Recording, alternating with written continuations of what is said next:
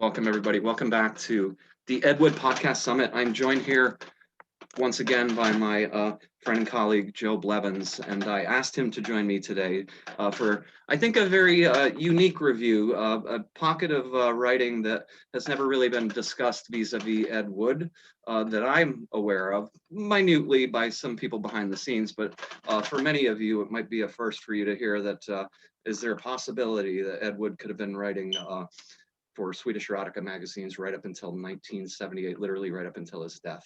So that's, we're going to talk about one particular article in a Swedish Erotica film magazine today to kind of focus in. And so that's the objective here.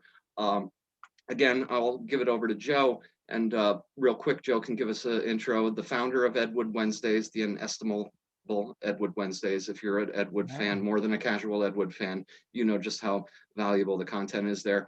And I don't say that to pat myself on the back, having been privileged to contribute to it. It's just a phenomenal resource for Ed Wood fans, and I hope it continues to be. I'm confident it will continue to be. So, Joe. Hi. As you mentioned, I have a blog, Dead to Rights, and I think it was 8 years ago that I started the Ed Wood Wednesdays series. I think we just celebrated an anniversary in July. And when I started, of course, the plan was just to basically make my way through the big box of wood DVD set, and was supposed to run 12 weeks. And now here it is, you know, 8 years later, and we're still doing it. And the reason why is that we keep finding stuff. And this week is a great example. Greg goes through these magazines from the 70s and films from the late 70s. And we're now finding some of what could be Ed Wood's last work ever doing anything. So I think that's very exciting. We're in kind of uncharted territory here. We are. This is material not even covered in Nightmare of Ecstasy by Rudolph Gray. So I'm excited to jump into it. Super, and I'm glad you joined me for this because, yeah, it is uncharted territory, and I didn't want to give a singular viewpoint on it because I do have a developed viewpoint on this, and I think Joe knows what that is. We'll get to that, and we'll get to Sweet Alice momentarily, but first I wanted to make an exciting announcement that as impossible as it sounds, the Little Ed Wood Summit podcast has obtained a sponsor. So I'm very excited to plug the sponsor here briefly, and that is X Books. That's TRIPLE xbooks.com, and I'll link in the description if YouTube doesn't pull the link down, because it is obviously adult content. So X Books is exactly what you think it is. It's an online scan site that also sells physical paperbacks. Been around since 2008.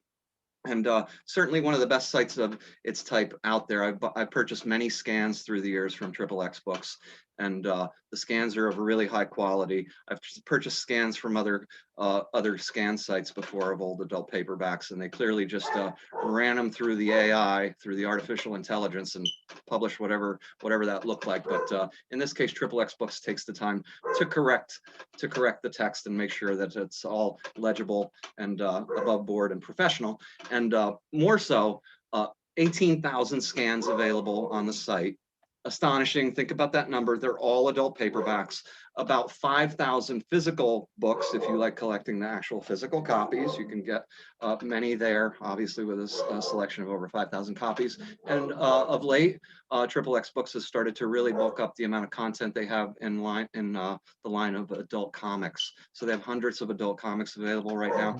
And I know from talking to the owner recently that he's furiously working on building out the comment of adult comics. That's something my bag, but it may be yours. So head on over to xbooks.com. They are in fact having a Christmas in July sale right now where their scans are half off. Their scans are already very affordable. It's typically $2 a scan, but through the remainder of the month, you can get book scans for only $1. And related to Ed Wood, you can find scans there of a lot of West Coast writers and from publishers, very obscure stuff that was in the orbit of Ed Wood. So definitely check out X Books. Don't be afraid to drop a comment, hit the contact us button after you place an order, and let them know that the Ed Wood Summit podcast sent you. That would be great for us to continue this relationship with X Books, no doubt. last point I want to make on that, the owner himself, and I know him, and I can testify to this, he personally answers all questions and does so in lickety-split manner. So it's a very much a boutique site that's run by somebody who really is invested, obviously, after 13 years in creating not only a lot of really rare content, making that available for us, but also creating a great customer experience. So we want to thank XXX Books. Yeah, absolutely. You know, it's amazing that there are people out there preserving this material and distributing it, because otherwise we wouldn't have anything to review here. And I am so grateful to all the people out there who have preserved this material and made it available, because this stuff could have easily just disappeared basically off the face of the earth and never been seen again. Sure. And now we have all these movies and articles and books by Ed and by his contemporaries to study. And I know Greg goes through this stuff almost religiously, looking for the evidence of Ed Wood. And boy, I think we found something really exciting this week. So I think we did, yeah. Wasn't there a church of woodology at one point? That's interesting. You use the word religious. There is a fervor. There is perhaps a spiritual fervor to this pursuit for me. I agree with that. Well, there is. I think in our book, Dad Made Dirty Movies, The Erotic World of Stephen C. Apostoloff, available now on Amazon. We mentioned the Church of Ed Wood, and that was, well, you know, there is sort of a religious aspect of it. You know, in a lot of religions, you're studying the texts over and over again. You're studying, you know, the Old Testament, or you're studying whatever. You're going through it verse by verse, translation by translation, trying to find evidence of things. And it's almost a monastic devotion to this topic. Yeah. And that's really true here, because, you know, it's very odd to say that, you know, when you're reading magazines and books of this era of an adult nature, that you're not really doing it for voyeuristic reasons, or you're not really, it's almost like like an intellectual only exercise. You're practically doing it. There's very little that's kind of erotic about the experience of watching these movies or reading these books. It's really more like you're studying them, looking for evidence, like you're almost like doing archaeology. Yeah,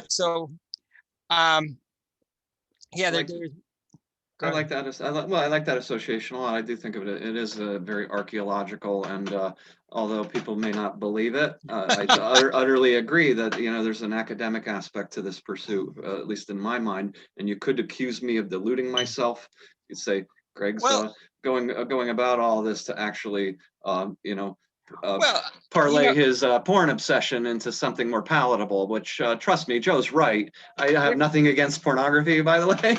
So, but this doesn't come across that way. I agree with Joe. I don't find it sexually appealing to me. And if you want your smut fix, there are much easier and more direct ways of getting it than going through these 40 and 50-year-old films and documents.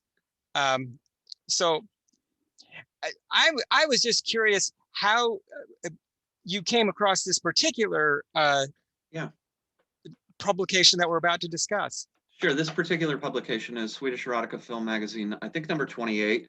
So the Swedish Erotica Film magazines, I suspect they're not dated. So I suspect they start coming out perhaps around as early as 76, possibly 77. Mm-hmm. But by 1978, they're at full tilt and they're releasing these magazines at high volume.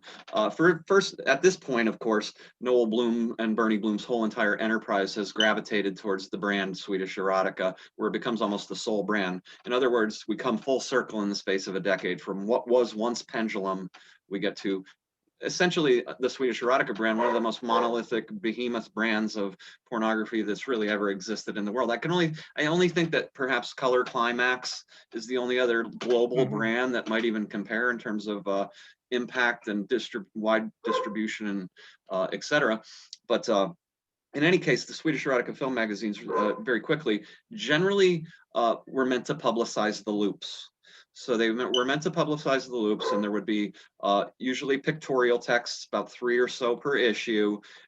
Each one would have an individual loop, pictorials, shot on set of the loop, and then a review, so to speak. Sometimes they come across as a review. Sweet Alice, that we're going to discuss today, has very unique properties on that score. But in any case, to answer your question, Joe, I found the scan in a private forum, a private adult forum, and found many of the other Swedish Erotica film magazines in various adult forums, as well as some online sites, just doing a lot of really, really deep digging, searching like crazy. And you get past the first 3 or 4 pages on the Google search is when you sometimes, or even 20 pages deep, if you need to go there, eventually you will find things that you maybe didn't think were out there. So it's Google plus patience that ultimately leads me to find these things to fully answer your question. So I was grateful to find this one. I had this for a while, and I had read some of these Swedish Erotica film magazine reviews off and on through the last 3 or 4 years. And in fact, at Edward Wednesdays, I think I put up a couple of them and broke them down previously, and started to sort of seed the idea that could this really be among the final works that Ed Wood ever wrote in the last year or two of his life? We do know, of course, that he's at Art Publishers Incorporated, which is the corporation that put out the Swedish Erotica brand. We know he's there right into the summer of 1978 because we've seen his pay stubs from Art Publishers Incorporated. You can find that on the Ed Wood Wednesdays blog, all those images of his pay stubs. So we know he's in the right place at the right time.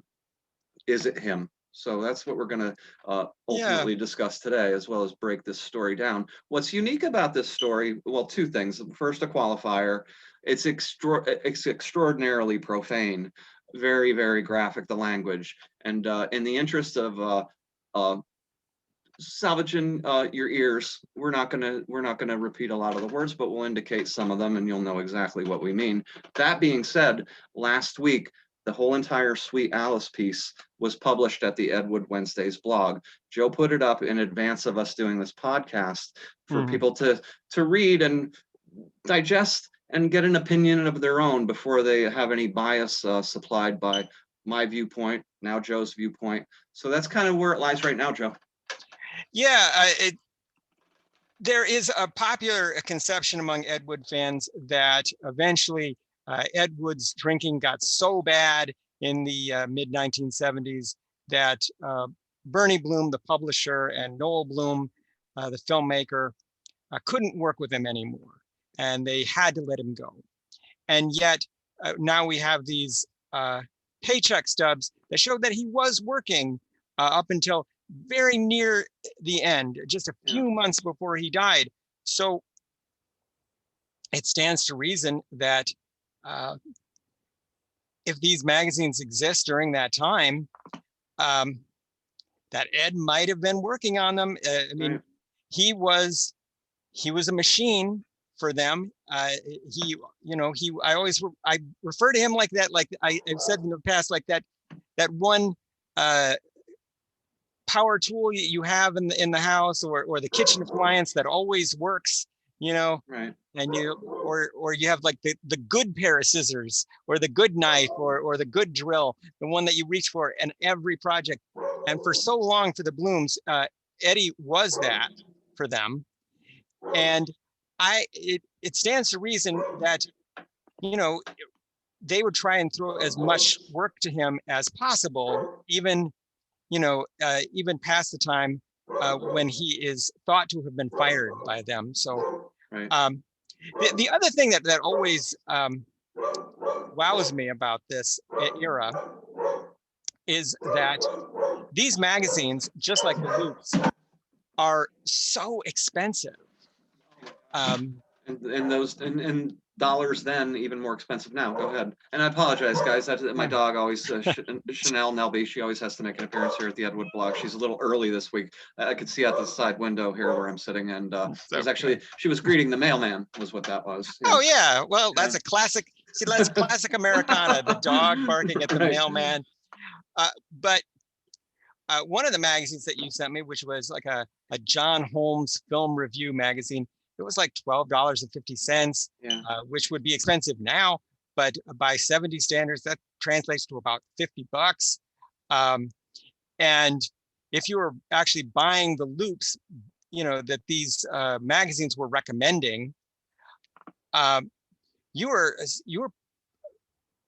forking over a good amount of cash here, and you had to have your own projector and probably your own screen, and you had to probably maintain that projector, so this was not a cheap or easy hobby to pursue in those days. So and it's kind of outrageous now to think that there would be a magazine that existed basically just to sell you on loops that the same company was making. And so there's obviously this very incestuous relationship between the magazines and the films. But in this text that you sent me here from issue number 28 of the Swedish Erotica Film Magazine, one thing that really stood out was that whoever wrote this review had some integrity. I said that they were like the Jebediah Leland from Citizen Kane. He was the one who was going to insist on writing the bad review of Citizen Kane's wife. Even though Citizen Kane was his employer, he was still going to write the bad review of her in the opera because he had some integrity. And the guy who wrote this Swedish Erotica article, he has some integrity because he's not going to say all nice things about this movie. He's going to get his opinion across. He is in fact, and he calls himself through a couple times throughout the article, this critic. This critic believes, and I said to Joe in that exchange where he mentioned that to me, I said, the critic has two heads. And in fact, the critic has two heads sometimes within the same sentence. We're getting a little bit ahead of ourselves, obviously. Sure. He can both knock an element of the material as well as praise it, sometimes even within the same sentence. And that goes comprehensively through the whole entire piece. So going back real quick, Swedish Erotica film magazines were on very glossy paper with lots of color photos, so they were very expensive. And up until about 1980, 81, there were still texts accompanying the photos. Eventually, the Swedish Erotica magazines would become not always tied to a loop and a review of a loop, but they would sometimes be almost entirely just a pictorial text that was a standalone that was shot entirely for the magazine. And curiously enough, after Ed's passing, less and less as you move forward through the Swedish Erotica magazines do they contain text, and more they eventually, in many cases, some of them are strictly photos. And in this case, what is the audience really here buying? So how many people actually read this? So, and also it's worth mentioning, this one is an article about a loop in the Swedish Erotica series. I believe it's loop 240, called Sweet Alice. So that's what the title of the pictorial text is, the text accompanying the photo feature. So the photos are Sweet Alice, along with a gentleman who just happens to be John Holmes. So John Holmes, of course, is in many ways the nominal star of the whole entire Swedish Erotica series. He appears throughout from the very he appears in the first two loops, which some people believe Ed was actually involved in as a creative principal, to the point of perhaps being on set and directing them, which I don't necessarily know for sure, but I don't disagree with it. He certainly was writing subtitles, as you can validate, I think, if you dig back into a lot of Ed Wood Wednesdays about the loop subtitles. I think I've made a reasonably compelling case that it's Ed. But in any case, Sweet Alice, curiously enough, the Sweet Alice loop has earliest that has a copyright date on, unlike the magazine, and the earliest copyright date on a release of Sweet Alice is 1979, the year after Ed died, which leads me to believe that if he did in fact write this text, it's very close to the end. He dies in December 10th, 1978. it would have to be very close to the end of his life. There would be a turnover time obviously involved to actually getting to print. Don't know exactly what that turnover time would be, but it's plausible, in other words, that a loop released in 1979 could have had this review written by this critic, and this critic is Ed Wood. So now let's start jumping though a little more deeply. Well, I do want to say Sweet Alice is actually portrayed by another legend. So we have John Holmes and Seka, and this is the first Sweet Alice loop. So there are a couple other loops in the Swedish Erotica series later on that feature the Sweet Alice character, and Seka would become a prominent player in later Swedish erotica films as well as magazines, and she would then be called Seka. She was already known as Seka at this point when Sweet Alice was released, but for whatever reason, they never call her that. They call her strictly Sweet Alice. I don't know. It might be some kind of, I don't know, legal or copyright thing. I don't know. Maybe they, what I was struck by was that in the 1970s, the era of porno chic had not entirely ended. And so it was still somewhat common for legitimate film critics to write about John Holmes or about Seka. And I say that because the first time I heard either of their names, either of their two names, was in this book. This is called Cult Movie Stars by Danny Perry. Danny was the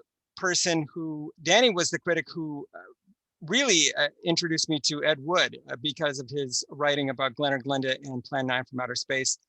And he does little biographies of all kinds of movie actors in here.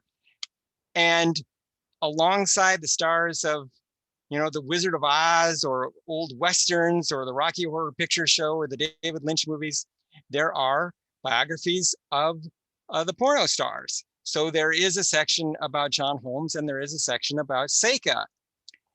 And these are just intermingled with everybody else. They're not off in like some different section of the book or some little segregated corner of the book. And he has some complimentary things to say about Seka. Apparently she was a very, well, obviously she became a very prolific self-promoter. She was very much pushing her name and pushing her image. He disagrees with her self-affixed moniker of the Marilyn Monroe of porn. He says that there is no similarity between her and Marilyn Monroe. I think the Marilyn Monroe nickname probably is a reference to her hair, which I think is probably Seka's most famous feature, and which is well in evidence here in Sweet Alice, is that Seka was famous for having platinum blonde hair. Right. And if you see pictures of Seka today, she still has it. Yep. That's pretty much still her look.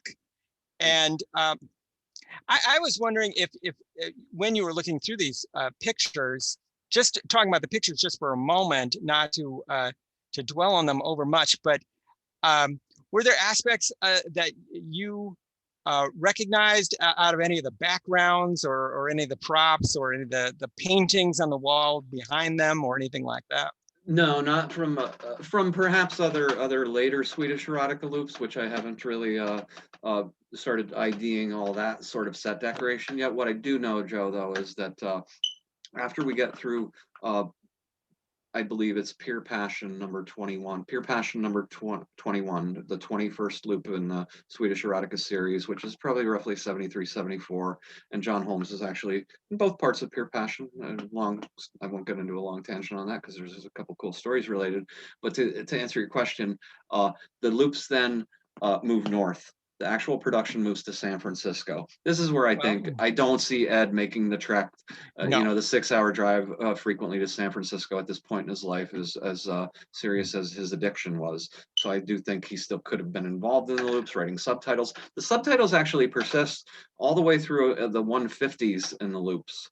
So, but not all the way up to, again, we're here at, I think I said 240. for Sweet Alice. So quite a ways later, they were producing a ton of loops in a very short period of time. This was in many ways almost the pinnacle of their productivity, roughly the 78 time frame. You know, it's interesting. You sent me a John Holmes specific magazine, you know, one with his picture on the cover, and that one's even more expensive. Well, that one's very expensive as well. And one of the films specifically mentions Fisherman's Wharf.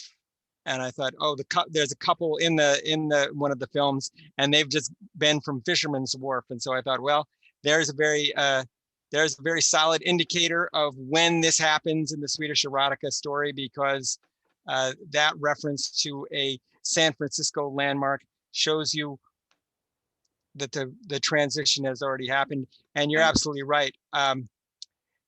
There's no way that Ed is making the trip up to Frisco for this. They're not getting Ed out of LA.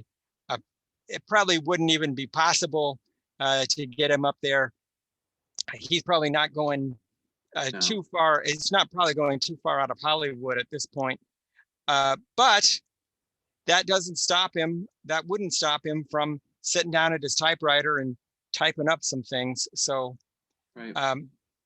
it's just, you know, this is a fascinating artifact, because we have two of the big stars of pornography at this time, and together, and not for the first time, and definitely not for the last time, Seka and John Holmes worked together a lot, and I guess they were the Tracy and Hepburn of of their time. Right. Well, you know, it's interesting that a lot of times in these magazines and in some of the other ones that you have sent me, sometimes the accompanying text is more like the plot of the film, or most often. Right. And what makes the Sweet Alice text a little more interesting is that, of course, he gives, you know, a blow by blow, so to speak, breakdown of what happens in the film, but it is also an aesthetic and critical breakdown of the quality. And that's where I said that the critical integrity comes in, because he has some, our critic who calls himself this critic, he does have some negative things to say. And unfortunately, most of them are directed at Seka and Seka's acting or lack of acting prowess, I guess, in this thing. Yeah. He does also emphasize the quality of the photography, which he does commonly in a lot of other stuff. Yeah. Which is another thing that would very, very much put this in the Ed Wood wheelhouse. When Ed writes about the adult film industry,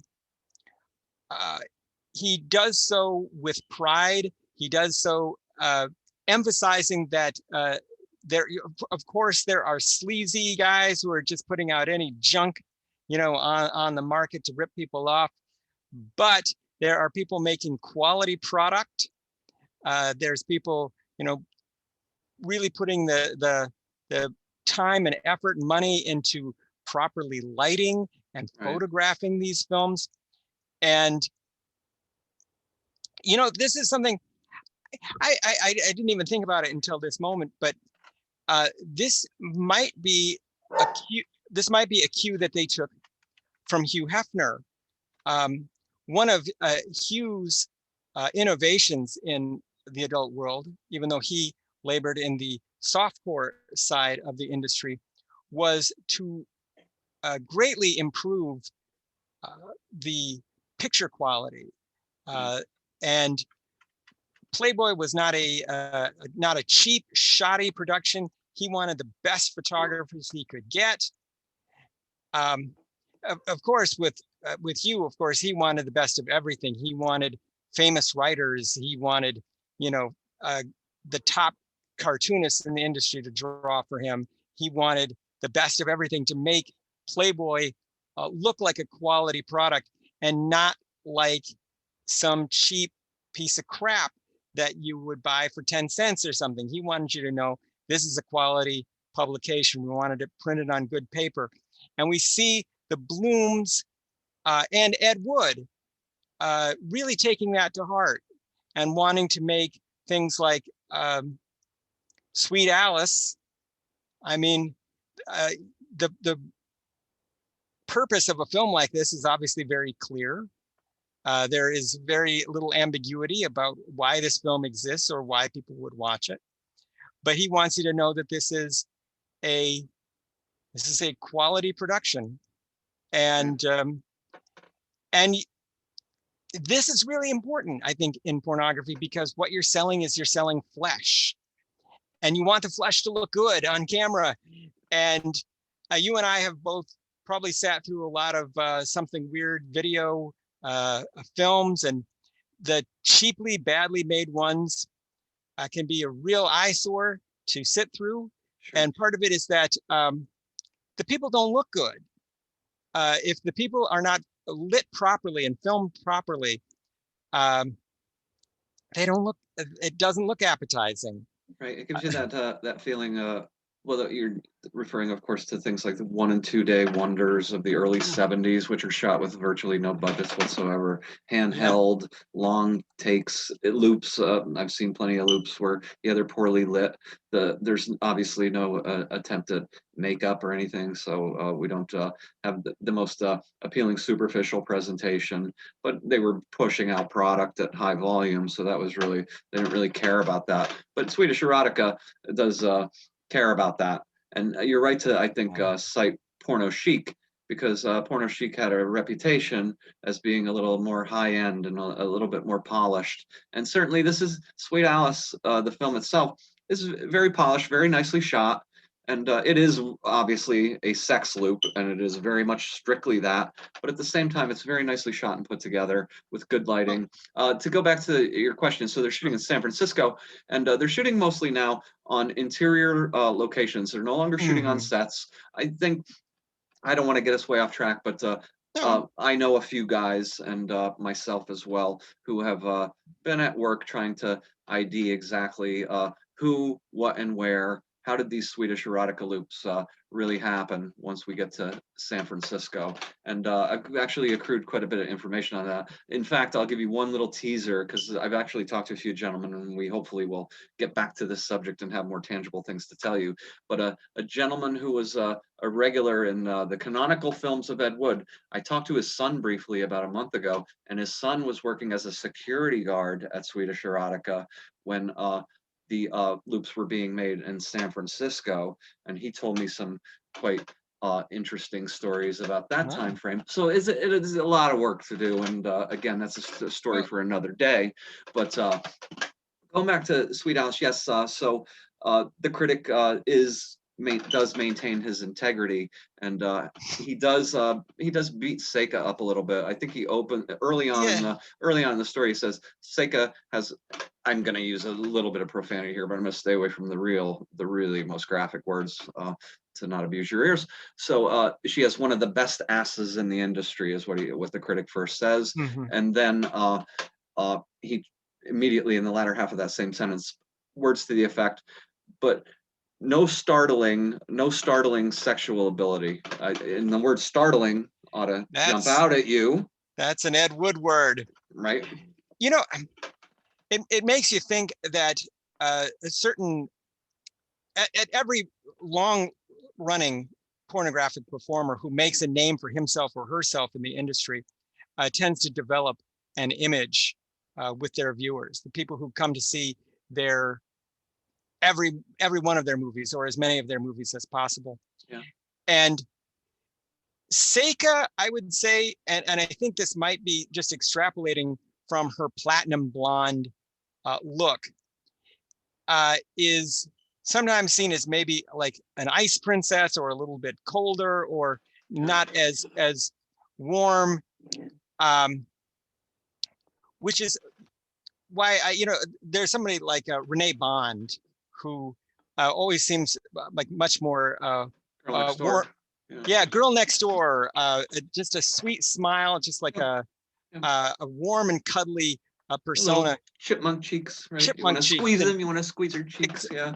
And Seka isn't like that at all. If you look at her in Sweet Alice, she looks like a goddess, Yeah. and a lot has been said about John Holmes's acting ability, which is usually a negative in his ability to render dialogue, which I don't know. I think he does give sort of flatline reads. He's not the most dynamic performer that there's ever been. Obviously, he has physical attributes that made him the most famous porn star of his time. This is a little off the topic, but this week was the first time I actually sat down and watched Love Making USA, the Joe Robertson film. And I watched it because it has a little bit of Ed Wood in it. Ed makes a cameo. And a big part of that film is just footage of John at work, John doing what he does. And a long segment of it is scored to Ravel's Bolero. Mm-hmm. And I think this might have even, Love Making USA would have been well before Blake Edwards' 10. Sure, a good 6 years or so before, 7 years before, yeah. And I would say that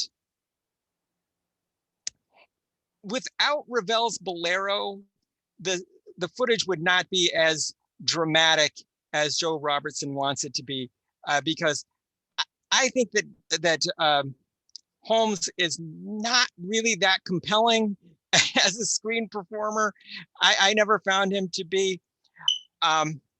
We've talked about other, in other podcasts and in other articles, but let's say Ushi Digard, and I always think that she's like a dynamic, very excited performer when she's on the screen. She is very riveting to watch, and John always seems sort of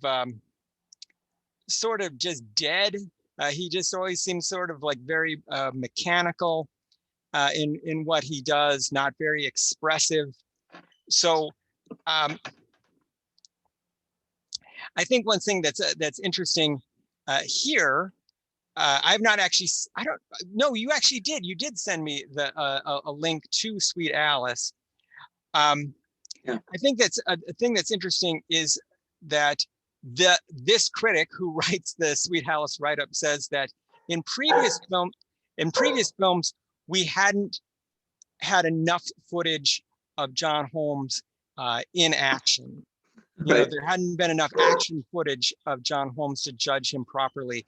Yeah. And this film, he feels, is the turning point. This film is like, but we haven't even gotten to, like, at the very beginning of this article, the thing that tips you off that it's not just an anonymous person reviewing this, is that it practically starts off with science fiction, because we are glimpsing in the write-up, we're glimpsing far into the future. Far into the future, right? Do you want to talk about that a little bit, how this article actually starts? Telling, right? Telling, yes, in the future. And incidentally, and you notice this as well, Joe, the very last sentence of the article also looks to the future and uses the word future. The first and last sentences are kind of bookending that notion, which is a notion. If you're an Ed Wood, even a casual Ed Wood fan, you'll think of Criswell and think of him talking about the future.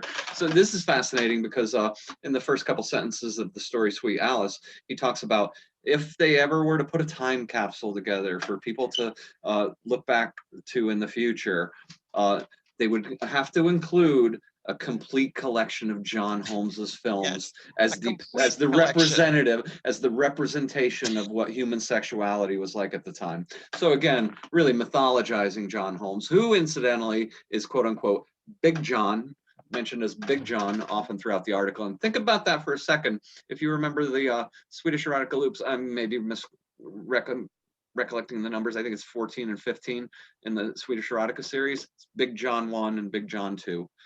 So the Big John myth mythologizing actually carries through the 70s. And there's actually, in my mind, two different sort of mythologies being built up around John Holmes. And for those who don't remember this, John Holmes was the biggest porn star in the world in the 1970s. Yeah. Until Seka came along, in fact, Seka may very well have been, when she came along in the late 70s, at the tail end of the sort of golden era of porno chic and shot on film chic. She was probably one of the biggest female stars of that era, one of the first real legendary female stars.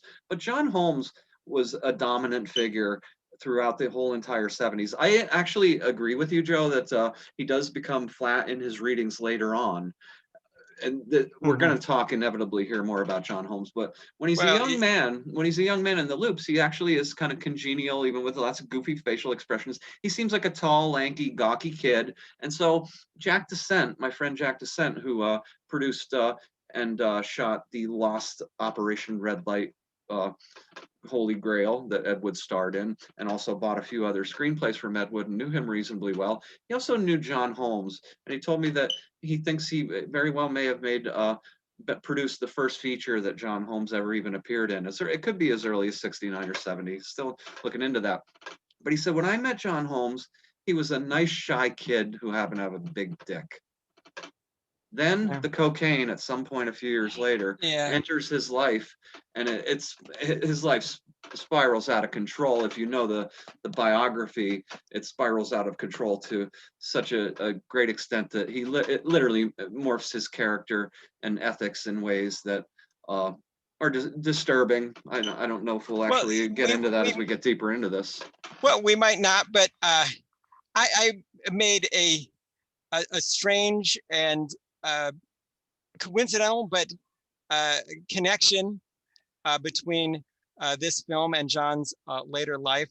Of course, Seka is Sweet Alice in this film, and I suspected that this Alice moniker might be referring back to Alice in Wonderland, and of course, Wonderland is a key term in knowing the history of John Holmes. So basically, we have, a member of the so-called Wonderland, the Wonderland gang, and of course, this was never proven in court, and he was acquitted, but it didn't stop them from making a movie about it.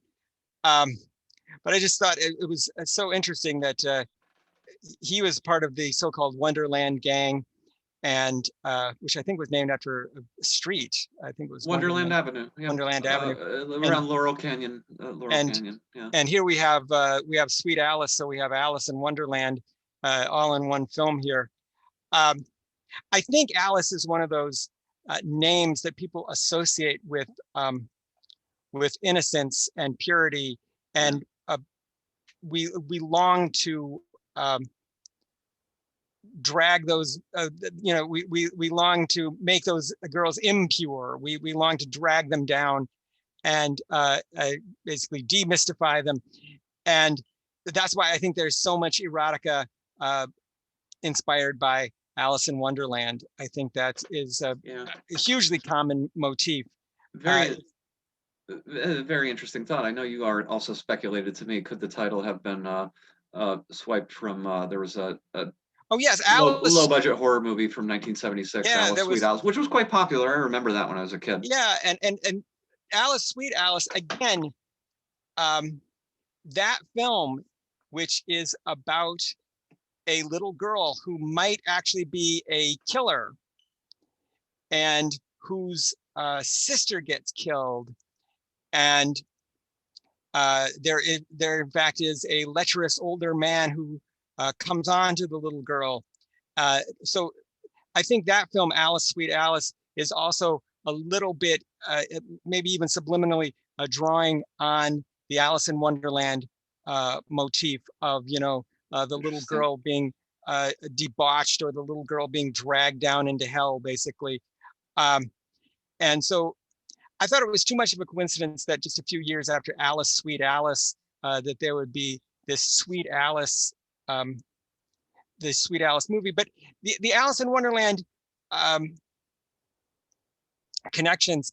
I think every time you use practically the name Alice in fiction, that you are drawing comparisons, like even in Alice Doesn't Live Here Anymore, the Martin Scorsese film, which starts with Alice as a little girl on the farm, and you see, and it's even in different aspect ratio, and then it finally opens up to color and full screen when she grows up.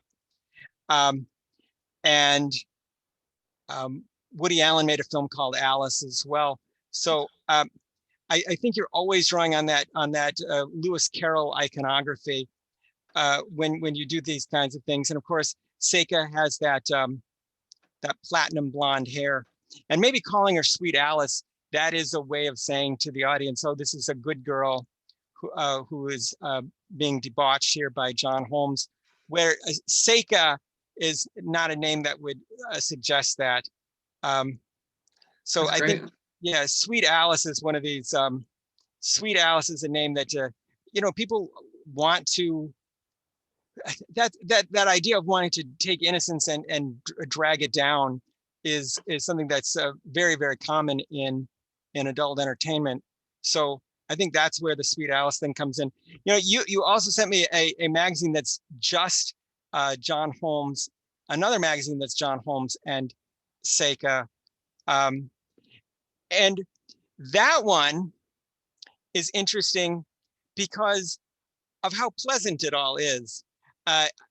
If there is any such thing as clean smut or clean porno, this is. That one has a story that goes along with it. There is a text that goes along with the story. And basically, John and Seka have been making movies all day, but now they're home, away from the cameras, away from prying eyes, and now they can just enjoy themselves in private. And the story actually goes into detail about the decor of the house and how nice it is. And it's just a very pleasant, little interlude between two consenting adults. One rap that's been put on John Holmes is that sometimes, like in the long Johnny Wad films, that he is not nice to the women. Right. So it was pleasant. If that is a weird choice of words, I understand, but it was a pleasant thing to see this. And I guess Sweet Alice also sort of qualifies as just an interlude between a consenting adult man, a consenting adult woman who are just enjoying some time together in private. And there's not an element of abuse or cruelty, or one person is having power over the other. It's not like that. Now, if that's kind of the stuff that you want, I'm sure someone at Swedish Erotica or someone within the Bloom organization probably has stories and films that are more your speed. But Sweet Alice at least avoids some of the nastier pitfalls that adult entertainment can get into. Even when I was researching Stephen C. Apostolov's films, unfortunately, there are some ugly scenes from those. There's some unpleasantness. And hey, for some people, maybe the unpleasantness is what they want. They want the power fantasy or something like that out of these. But doesn't have to be that way. Right. And that's one thing I appreciated about Sweet Alice is that, again, sweet is a strange word to use in this context, but it is not unwarranted. I thought you might have noticed the pink scarf that Seka wears through all of this, because you wrote rather extensively about the role of scarves. And of course, pink is a color that resonates very deeply with Ed Wood. Pink is a color that means a lot to him, and that he will include in his texts just as often as he can.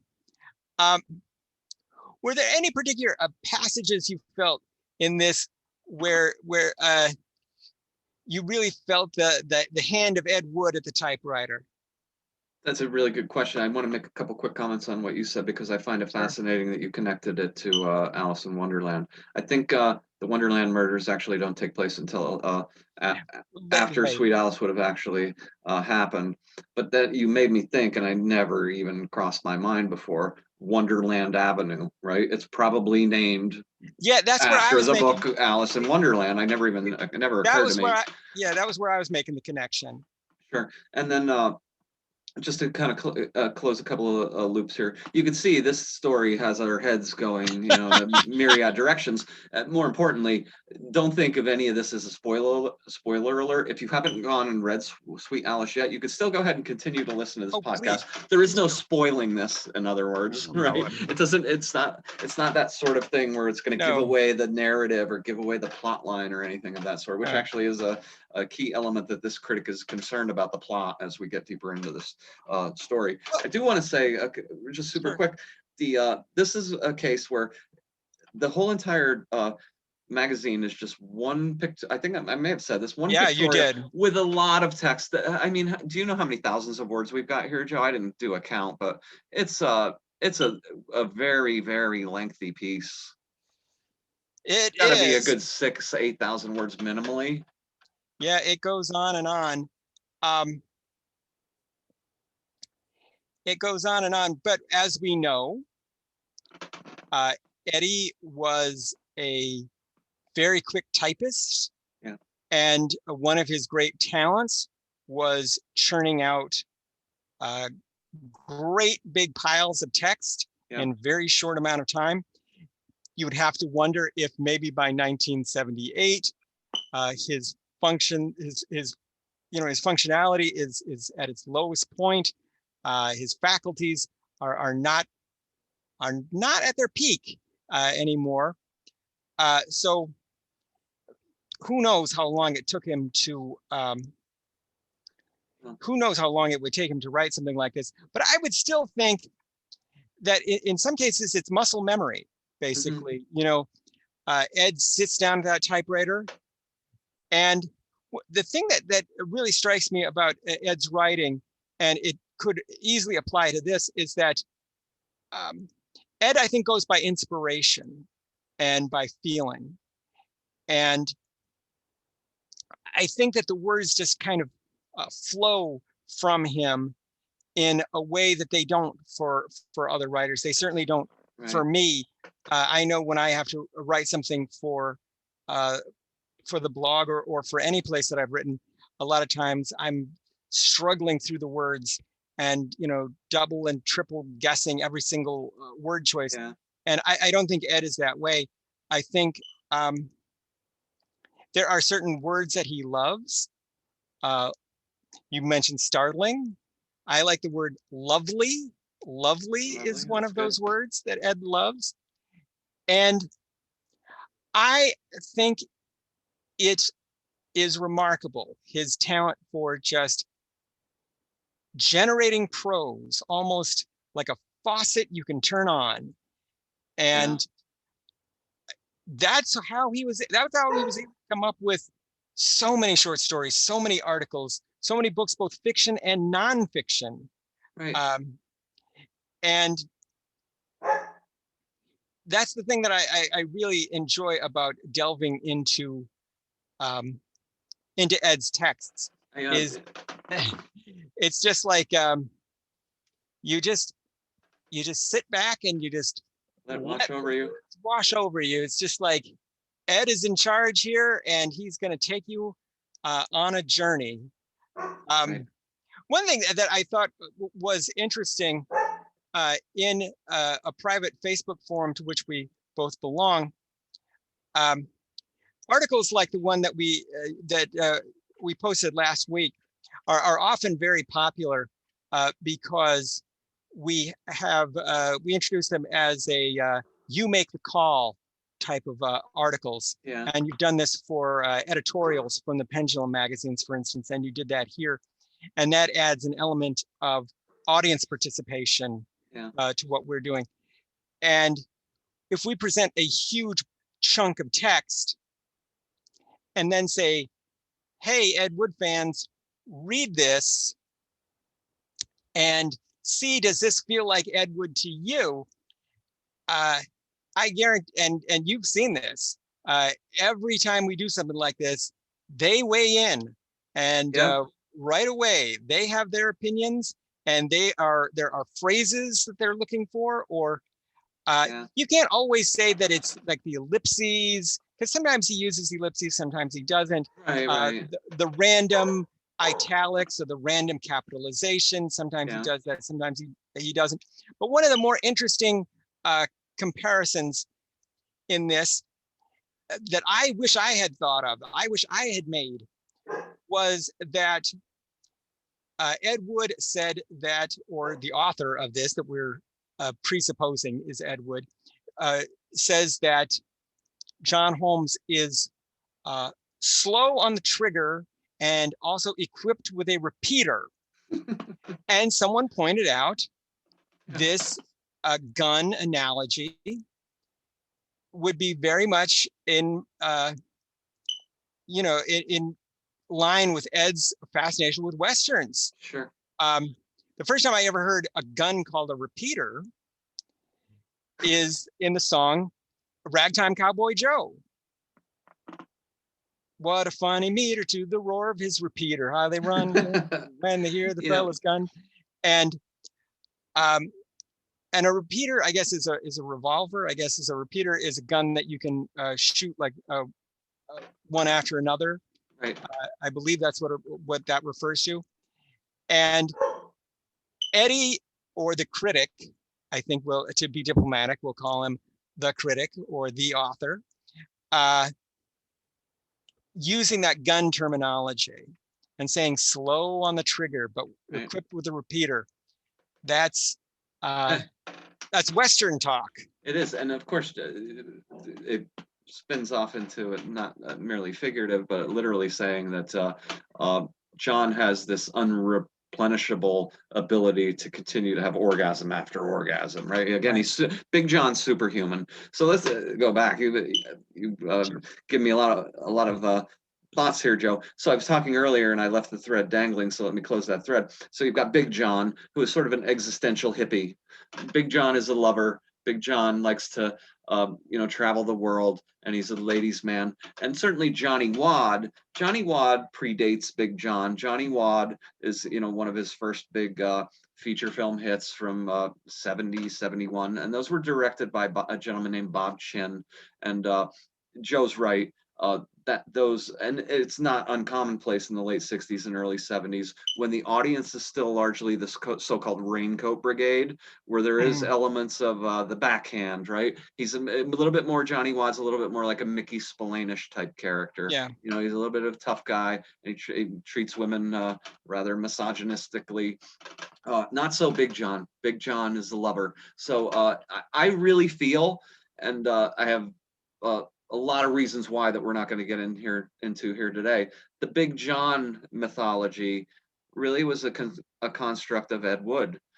Johnny Wad was a construct of the Bob Chin movies. Again, that's going way far afield. Touch on the writing style, and to go back to your previous question, what kind of textual signatures do we see here? Well, he is preternatural in his ability to just churn out text. There's no writer's block in Ed's head. Amazingly enough, I'm in the process with a few other gentlemen right now of researching some earlier texts that may or may not have been written by Ed Wood, going back even pre-Pendulum. Came across a blurb book, I don't know if it's Ed Wood, in which the author said, I'm paraphrasing, I really like having a hangover because I don't have to think twice about anything, and it helps my productivity because it takes all the stress out of my head, and I don't care if I live or die. So I thought that was kind of interesting. So in that hungover state, is he just a prolific machine? And he certainly is. And certainly over the course of the last 4 or 5 years of my life, it becomes increasingly apparent to me that we know how prolific he was. but I don't think we'll ever know just how prolific he was. It's astonishing how much material he was able to churn out. At this point, when he's very near the end, if this is in fact Ed Wood, I'll call it chaff, Joe. He's able to put a lot of filler words in there, and he's Sure. able to just keep going and going and going. I think it was Keith Crocker who was here in the first Ed Wood Wednesdays with us. He said when I posted this last week on the private forum you were talking about, he said, yeah, that's Ed's big mouth all day, right? That's Ed's big mouth, that chaff. Yeah. And so some of the textual signatures here may not be things that were, you No, know, there's no angora, there's not a lot of ellipses, but there is things like literally changing tense within the same sentence. We go from past to present tense and back again. Okay. There's all kinds of syntactical sort of oddity here that doesn't really sound like many other people to me. You're right. One thing that Ed would never be accused of is being a neat and tidy writer. I have known him to change point of view sometimes Yeah. without warning in the middle of a Yep. story or a novel. He will change tense on you. And I think it's because his writing style only had one speed, which was full speed ahead. Right. And he was not the type to carefully go back over what he's written. So we're really lucky when we get a story that is more focused, where he's able to keep his eye on the ball, so to speak, for an entire book. That's why something like Security Risk that we talked about, where that's kind of a remarkable writing feat for Ed, because he's able to keep that one going and pretty focused, and that's probably a more than a decade before Sweet Alice. That would be like mid 60s. 1967 Security Risk. Yeah. So I had to wonder in the 1970s, even in his film scripts, was he able to stay on topic?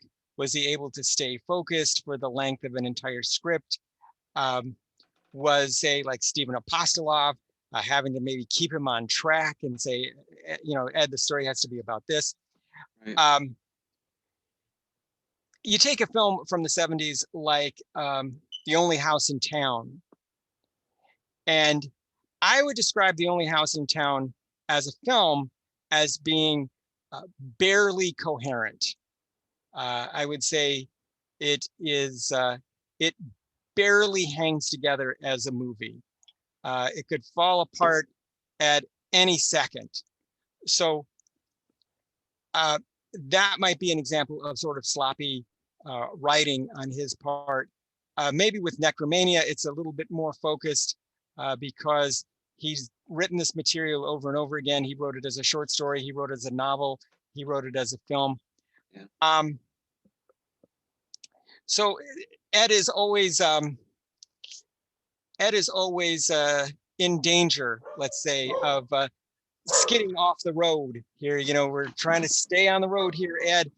But I think this review format kind of suits him because he has to follow the plot of this film. He has to kind of stay within the lines a little bit here. We have talked about this topic, and we can talk about it in relation to Sweet Alice specifically. I've always there's the argument to be made that this stuff is just purely mechanical. It's just two mammals going at it, essentially. And who cares about the plot? Who cares about the setting? Who cares about any of that? It's just, we have John Holmes, we have Seka, we have two remarkable physical specimens. Mm-hmm. I've often countered, and I think this is as true today as it was in the 1970s and as it was in any time, part of adult entertainment and part of pornography is creating a fantasy in the viewer's mind. Sure. And if you look at where pornography is today, it's only gotten more specific. It's Right. only gotten more niche. It's only gotten more like, what keywords are you looking for? What abbreviations are you looking for? Do Right. you want this set of letters over here? Do you want this set of letters over here? And so I would say, though, that I suppose that there is still just an audience for pornography that is just two people having sex. That's it. Right. There you go. No setup. We don't know who they are. We don't know why they are having sex. We don't know how they met, anything like that. I think maybe Ed was more invested in the early Swedish erotica films, maybe when there was a little bit more emphasis on the narrative. I think that the narrative has a place, and at least the setting has a place. And in the other John Holmes and Seka magazine that you sent me, I think there's a reason why they describe the house so nicely through all of that. But Sweet Alice, though, to me, is as non-specific as porn can get. It is. It's general purpose. This is your basic off-the-shelf porn. There are no fetishes in it that I could discern. I don't think there was any particular anythings. So there would be no. I mean, obviously, certain body parts on both the male and female have been fetishized, but they're such common fetishes that they barely count as fetishes at this point. It reminds me of a headline in The Onion that I saw years ago. Local man has naked lady fetish, as if that were a fetish, Right. Right. And like the article was like, oh, this one guy is into this strange kinky thing. He likes to see women with their clothes off, like as if that were something rare. Strange. Sweet Alice is as all-purpose as you could get. I think they were going for the widest possible audience with something like this. This book, again, suggests that Seka was popular with men more so than with women, which I don't know to what extent any female. Well, okay. Let's take as an example, as a counter example. Let's take Marilyn Chambers as a counter example. I can believe that Marilyn Chambers had both a male following and a female following. I think that Marilyn Chambers' personality and persona, I think, were very much a part of her career. It was something that she pursued all the way to the end of her life. And I think with Marilyn Chambers, it was always important, like, what is the setting here? What is the buildup? How did this young lady that I'm playing, how did she get into this situation? And so I can imagine, I think that was one of the secrets behind the popularity of Behind the Green Door. I think it was tapping into both male fantasies, but I think it was also tapping into some female fantasies. I think Behind the Green Door could be seen as a woman's fantasy. Yeah, that's fascinating, and Joe. So I wondered that about Seka. I would say that men and women alike could enjoy something like Sweet Alice. And it is surprisingly, again, I'm going to say not ugly. Ed Wood, certainly in text form, has written some much more unpleasant and unsavory stuff. Ed Wood stuff can get very discouraging indeed if you really want to, if you really want to get into the muck. Sure.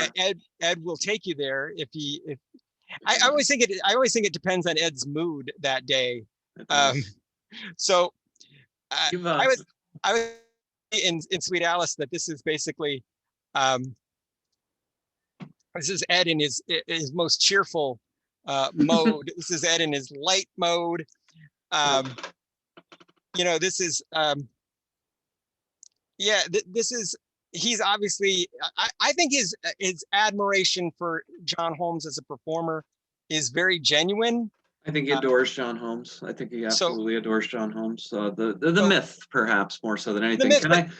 I want to, Joe has given me a lot of things that I want to comment on, and we have barely actually scratched the surface. So I think we're taking you on another fairly lengthy journey here into woodology. No, I'm happy to do this. But I want to take a quick break and collect my thoughts, use the little boys' room real quickly, and we're going to be right back.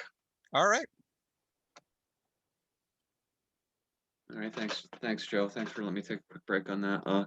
Yeah, we're barely scratching the surface. There's a lot of things I want to comment on, but real quick, let's go back to slow on the trigger and it being a repeater. You mentioned the neck scarves, right? So that was a signature in the Swedish Erotica series. Pink neck scarves, yellow neck scarves, powder blue neck scarves, in some cases, multicolored neck scarves. And within the iconography of the Swedish Erotica loops, these colored scarves supposedly have different meanings. I don't know a lot about that, so I find it interesting. But what I do know is that if you were to watch an old, let's say, I don't know, a Tex Ritter movie, if you were to watch an old movie with Kenny Duncan playing the bad guy, it's buddy Kenny Duncan, they wore colored neck scarves, the cowboys. I find that kind of fascinating and interesting. So, and I do find actually that the gunfights have a sexual element often in a lot of those B westerns, where I think there's a lot of sort of homoerotic sort of tension. That's perhaps my thoughts solely, and you can blame me for thinking that way. But yeah, so going back to Seka real quick, yeah, Seka's of course strikingly attractive, and certainly John Holmes is already this mythological character by 1978. But yeah, the cocaine's starting to take hold at this point. He's becoming increasingly unreliable, and it's becoming a known quantity by this point. You'll read stories about him disappearing on set and locking himself in a closet to freebase and things like that. Very sad, actually, very sad, because I really do take the young John to be this gawky kid who just happened to, have, during that era, a lot of free sexuality happening around him, and he jumped into it head first. And then the drugs, you can't blame the drugs. There has to be a character flaw, obviously, to do some of the things that he would later do, because he did ultimately do some really shitty things, right? Not only did he or did he not participate in the Wonderland murders. I watched Wonderland actually the night, I think it was just last Wednesday night when the piece went up, and I had read it a few times in the previous day or two, Sweet Alice, and I started thinking a lot more about John Holmes. I've thought a lot about John Holmes as the arc of his career. So I watched Wonderland starring Val Kilmer. I think it's from 2006, 2007. It tells the story of the Wonderland murders. Largely well done. There's some things that I don't exactly love about it, but it does portray John as somebody whose life has spiraled out of control, and it does actually portray him at one point in the very tail end of the movie. This is a spoiler if you're going to watch Wonderland, that he was physically involved, perhaps forced to be physically involved in the actual Wonderland murders themselves. Now, even if he wasn't, he did get tried and got off on this, by the way. Even if he wasn't, though, he was the one who set up the gentleman for the robbery that led to the Wonderland killings, and set up the guys at Wonderland Avenue to be killed by the guys who he had set up just mere days before. So he's playing both sides against the middle, all in the interest of getting his hands on as many drugs as he could get his hands on at the time, because he's in, a critically destructive state at that point. But additional to that, I think Kate Bosworth, the actress I like, she plays Dawn Schiller in the film Wonderland. And what you need to know there is that Dawn Schiller was underage when he started a relationship with her. So we've got accessory to murder.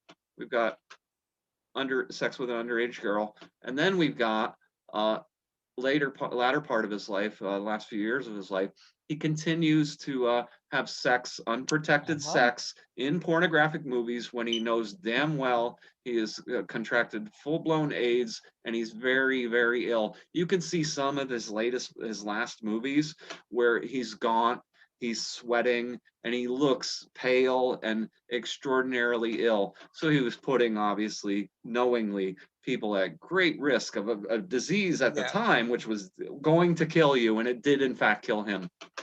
I was wondering if you were going to bring that up. That is, I think, one of the most damning things that you can say about John Holmes. And one of the nice things then about reviewing something like Sweet Alice is that you see a relatively young and hale and hearty John Holmes.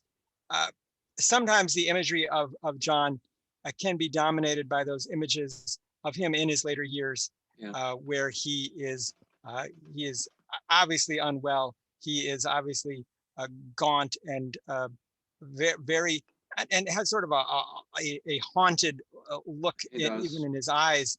And in a way, it was nice to go back into the 1970s and see things before things really got out of control. Yeah. For sure. So, people have always speculated, and I don't know if Paul Thomas Anderson has ever said this, that Dirk Diggler is supposed to be John Holmes, and maybe it's fortunate then that we did not get Nights 2, because Boogie Nights 2 might be a very ugly film indeed, if that's where the story is going. But I think that film does a good job of portraying what you said, the young kid, just the young well endowed kid basically is in that film, and for sure, maybe getting out of control a little, maybe getting out of control of drugs for a while, but then trying to get himself back on track. So that film has the happier, or at least somewhat more optimistic ending that real life never had. So yeah, it's difficult at this point to assess the legacy of John Holmes without taking into account what his latter years consisted of. It's very, very difficult to separate all that out when you're looking at films of this vintage, and trying to know the John Holmes that Ed Wood knew, and this isn't to say that Ed's own life wasn't spiraling out of control. Obviously, in many ways, it was. So, it's a really remarkable thing to think that Eddie only lived to be 54 years old, which is not old at all. And if you see him in the last, year or so of his life, those pictures are, around the time that this magazine would have been written. I think one of the last pictures, the last widely circulated pictures of Eddie that was ever taken was taken in the summer of 1978. Right. The pictures with when Richard Bojarski visited him, and they took some pictures right outside of his apartment on in the back of the apartment building. Ed has this little pasted smile on his face, like he's clearly extraordinarily inebriated. Bojarski looks absolutely smashed out of his mind, and Ed is practically holding him up in some of the photos. And Bojarski did later say, yeah, Ed drank me under the fucking table that day. And a lot of people said that they would go hang out with Ed, and they ended up being so utterly annihilated they didn't even remember their name. And so he, of course, extreme alcoholic who could put it away and tolerate it. But yeah, his muscle structure is literally gone at that point. His body has basically collapsed. Now some people have put this down to the fact that he's not wearing his teeth all the time, during that time. So his face is sort of collapsed as well. So I think there is a comparison to be made between latter-day pictures of Ed Wood and latter-day pictures of John Holmes, who was quite, Yeah. John is quite alarming in his later years. And as you say, Yeah. he did continue to perform. So It begs the question, Joe, is there a little bit of a vicarious aspect to John, or to Ed rather, creating this Big John myth? Is there a vicarious experience where he's trying to live a little bit through John Holmes? Because what happens here, as we get a little bit deeper into Sweet Alice, and it had to have been the kind of thing that was probably alienating to the guy. And yeah, I agree with Joe, there probably were more female fans of Marilyn Chambers than there were of Seka. But the dominant consumer of this material at that time is obviously a male.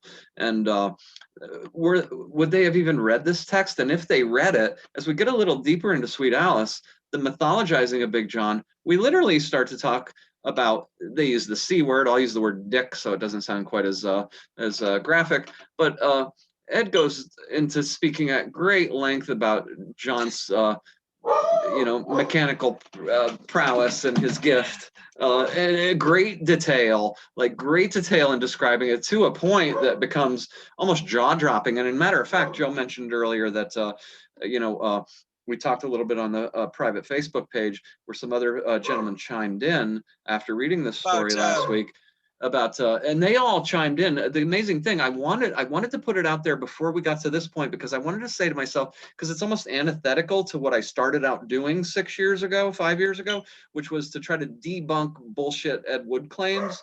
And so now I don't want to be the guy who's doing that. I want to make surmises, but I want to make sure that I'm not making idiotic and biased surmises. So I was really pleased and a bit surprised to see that so many really significant woodologists all came back and said, yeah, that really, for sure. No one in our private group contested it and said this absolutely is not Ed, not whatsoever. In fact, quite the opposite, which leads me to believe that that we're perhaps onto something. I would think so. The Ed Wood experts of the world are they can be a tough panel of judges. Yeah. And there was this phenomenon, and I think your articles were partly born of it, was that since Ed's career was often so ill covered in the past, or so spottily covered in the past, then there was a tendency to ascribe so much work to him. Right. And I've seen so many sci-fi and horror films attributed to Eddie that he had nothing to do with. So what the trivia experts of the world did was they overcorrected. Yeah. And they wanted to shoot down Ed's involvement in anything, right. Even if there are pictures of him on the set, they won't believe it. So I've seen that kind of debate happen in our forum and elsewhere, where people are so skeptical of Ed's participation in anything that you can't hardly sell them on anything unless sometimes, like I said, there've been here's Ed, here he is on the set of this movie. No. Couldn't be. So yeah. couldn't be. And so so I thought the fact that when we shared this chunk of text, and they all went for it, every last one of them. Yeah. I thought that was remarkable. So me too. I don't think I don't know if any of these have. Well, maybe the previous to this, a similar thing was the editorials. Yeah, it's where even the loop subtitles. I've written a ton, obviously, about the loop subtitles. I don't even know how, 50 articles probably over the course of the last 3 or 4 years, and including transcribing, dozens and dozens of loops. And I've really invited people on that score as well. Push back Tell me I'm wrong. In that case, we don't get the open agreement that we got on this Sweet Alice story. But no one's, curiously enough, no one's ever said, Greg, you're wrong. You're totally full of shit. And if I am, I'm cool with, I don't want to get it wrong. So tell me I'm full of shit by all means. But if we're right, we are really ascribing such a mountain of work to Ed Wood beyond what we already know that is. It's mind-boggling to even think about the possibility of it. Well, you know, I don't know if you've seen this on the internet. It's been popular for a last couple of years. Is a meme called the iceberg meme. No. Well, what you do is there's a standard picture of an iceberg, and different parts of it are labeled. You know, the tip of the iceberg, what's down here, lower, and then down to the bottom of the iceberg, and then beneath the iceberg. And so for anything, let's say K-pop, there could be a K-pop iceberg, and up here are the most popular K-pop acts and lesser popular, and ones that you'd really have to be an expert to know, and really, really obscure ones. And then, you know, you would have to be a complete maniac to know the stuff that's underneath the iceberg. I just watched an hour-long video not long ago about the lost game show iceberg of people going through, you know, game show pilots or lost episodes of game and all this down to the bottom of the iceberg. And I thought, well, what we have here is the Ed Wood iceberg. And of course, up at the top is, you know, Plan or Glenda, Plan 9, Plan etc. or Glenda, Plan 9. But now we're getting further and further and further down the iceberg. But what it really shows is that we are only now getting a good idea of the dimensions of this iceberg. I've often described Nightmare of Ecstasy as being like those first maps that were drawn of the New World, you know, and where they're at least showing North and South America, but it's a little misshapen, but at least they're showing them. At least we know that they're there. And I think for many years, there was this myth that persisted. Ed Wood made 4 movies. Ed Wood made 5 movies. Movies into the 50s, into 1960, and then he disappeared without a trace. He was never heard from again. Right. So then Nightmare of Ecstasy comes, and it was like, no, there's all these books. No, there's all these other articles. And even in Nightmare of Ecstasy, he doesn't really get into the articles and stories as much. There's just a tiny bit of attention paid to that. Yeah. But now we're really starting to see, we're now basically at the, I don't know if we're at the bottom of the iceberg, but we're getting near the bottom of the iceberg, or maybe even underneath it. So this stuff, though, this represents, and I've said this about the subtitles, the transcribed subtitles. This is a body of work. If we're looking for Ed's involvement in film and literature, this is a body of text to be analyzed. This is a body of work that can be studied. This is a, you know, we're now starting to see more of the complete picture. And that's why I think this work is so valuable, is that we're only now getting a real idea of how much Ed worked on and what he did right until the end of his life, or getting near the very end of his life, because especially like the last 2 years are often blank. Forgotten. Basically. Right. Unknown, right? I think like the Beach Bunnies might have been considered like the last script of Ed's, the last feature script that was produced during his lifetime. That I think was 76, 78. He either worked or didn't work in some capacity on Hot Ice. But what else was going on there? he didn't just sit around existing. Maybe he did, but was he still turning out text? And I think we're finding out, yeah, he was still turning out stuff. And does it still have that that Ed Wood flavor? Yeah, it does. Indeed.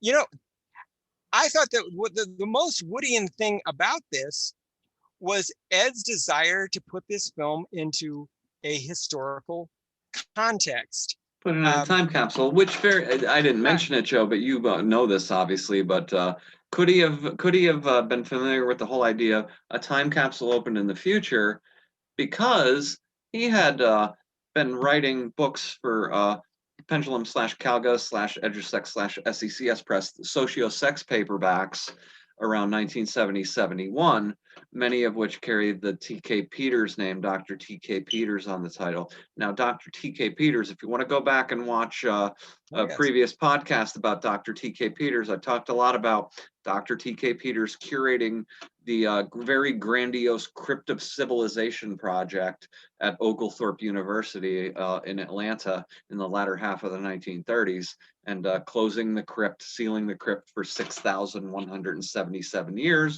in 1940. Cover story on People magazine. Did he know that this huge manual of human sexuality that the writers at Pendulum / Calga / Edgersex / SEC Press, did he know that they were that this huge manual that had been provided by Bernie Bloom was provided by a gentleman named Dr. T.K. Peters, who did this in his past? Because it's kind of interesting that he brought it up, quite frankly. But this is where I go awry. So I'm glad that you put the iceberg metaphor into play, because it does seem like at times, like perhaps I'm under the iceberg. I'm like the tree has fallen on Glenn, right? Very much the same thing. Well, you know, I think it's valuable that we're getting a more accurate assessment of Wood's body of work. And I think the reason why this stuff is important is that you are shining a light onto stuff that was previously in the darkness. And I think in the 70s, when this stuff was being produced, I don't know that anyone thought of it as special or worthy of preservation. And thank goodness that some people thought to preserve it and thought to keep copies around. I think that's part of the Something Weird video mythology, was that when Mike Rainey started that, people would tell him, oh, this stuff is junk. This stuff is not worth saving. Why you even bother with this? Just throw it out. And he was like, no, I'm going to preserve as much of this as I can. And of course, we're all glad that he did, because every movie I've said is every movie is a documentary. There is no such thing as a movie that's not a documentary. They all are. They're documentaries of the people who made them and of the times and circumstances in which they were made. I just watched Lovemaking USA for the first time as a movie featuring John Holmes and Ed Wood. As a movie, it is terrible. I would say it is right around the terrible level. But as a snapshot of human behavior, as a snapshot of the time in which it was made, I am so glad it exists. It even includes a pornographic film from, I think, 1919. It starts with, and the film itself is very tedious, I think. Well, it purports to be a white coater, right? We have the doctor who's explaining, and now we're going to get into different aspects of human sexuality, circa 1971, 72, whenever that was. Yeah, the Joe Robertson cameo the director of the film, Joe Robertson. His cameo is absolutely priceless. I agree with you. The film's all over the map, but I find it fascinating from an ephemeral standpoint. We get behind the scenes shots of Joe Robertson on set directing John Holmes. We get this absolutely hilarious. I find it hilarious anyway. Joe Robertson's cameo in the movie. I won't spoil that one for you. Go find Nope. Love Making USA because it's really fun. But the white coater aspect of it, we have this very serious, sober sort of narrator. And the interesting thing, Joe, I really thought a lot about Love Making USA, and I thought Ed worked with Joe Robertson on a number of occasions, and a lot of that has a ring to it. I call it a ring. I don't know what other word to associate the sort of sense of Ed Wood's potential presence, but there's a ring to it that sounds a bit Ed-like. I'm not saying Ed Wood had anything to do with Love Making USA, but you should definitely go check it out because it's certainly within the orbit of Ed Wood and very much related to what he was doing at that time. I think someday I might actually just do, if I'm writing Ed Wood Wednesdays one week, I think I might just someday down the line actually do Love Making USA because it's still available from Something Weird Video, and it's a good way to toss them a couple of bucks is to get it from them. But I was just thinking that purely as a bit of filmmaking is a very negligible. It's just a random pile of junk that Joe Robertson threw together. Makes a cameo in his own film, and why he chose that particular sequence, I don't know. Why, why he chose to put himself on camera at all, but I'm glad he did because now we have some footage of what Joe looked like at that time. Yeah, and even as unerotic or even anti-erotic as it was, the adult film from 1919 was to me. I was like, well, it looked like an R. Crumb cartoon come to life or something. It felt like an R. Crumb story or something come to life. So I was so glad to see it. And I wondered about this white coater aspect. When did we finally give up the ghost on pretending porn was educational? And I think the last of it have been things like HBO's Real Sex. I think that might have been, there is a vaguely documentary patina to that. I don't think people bother with that anymore. I think certainly in the new millennium, in the 2020s, I don't think anybody is bothering to do that anymore because we don't need to. Right. I think the purported notion of the white coater is obviously at the time to get around censorship law, to say this is a scientific work, this is a medical work, this is a clinical work. It's about human sexuality, yes, but that's a serious, important subject, and we're going to treat it as a serious, important subject. So that's how they can get around it. I really think, yeah, of course, aspects of that continue to persist to this day, but realistically, I think it's kind of Deep Throat signs the death knell, signs off on the death knell for the white coater, because now hardcore has arrived and we don't need the pretense of a doctor saying, now you're going to see,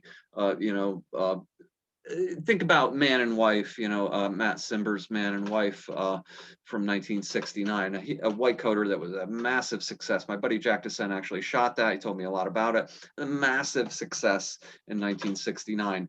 A mere 3 years later, 4 years later, now hardcore pornography is lining people up around the block in your town, and Johnny Carson is making jokes about Deep Throat. The world changed very, very rapidly.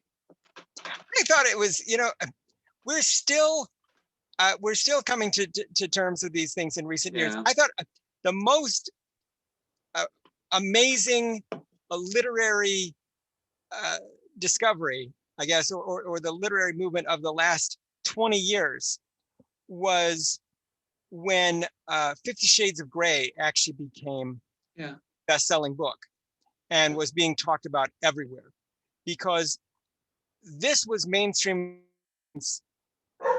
of a whole new level. And maybe it indicated that, hey, we're done with these, maybe bodice ripping romance, and let's just cut to the chase here. Let's really get right to it, rather than implying or anything like that. Let's just, let's be more explicit. And I thought, in some ways, I remember commuting into Chicago, and of course, on the trains, you see people reading whatever is in the is in the public zeitgeist. You'd see them reading, Harry Potter, and then a few years later, you'd see them reading The Hunger Games and the Da Vinci Code, and eventually, you start seeing people on the bus or train reading 50 Shades of Grey. And I thought, you know what? Good. Yeah. Good.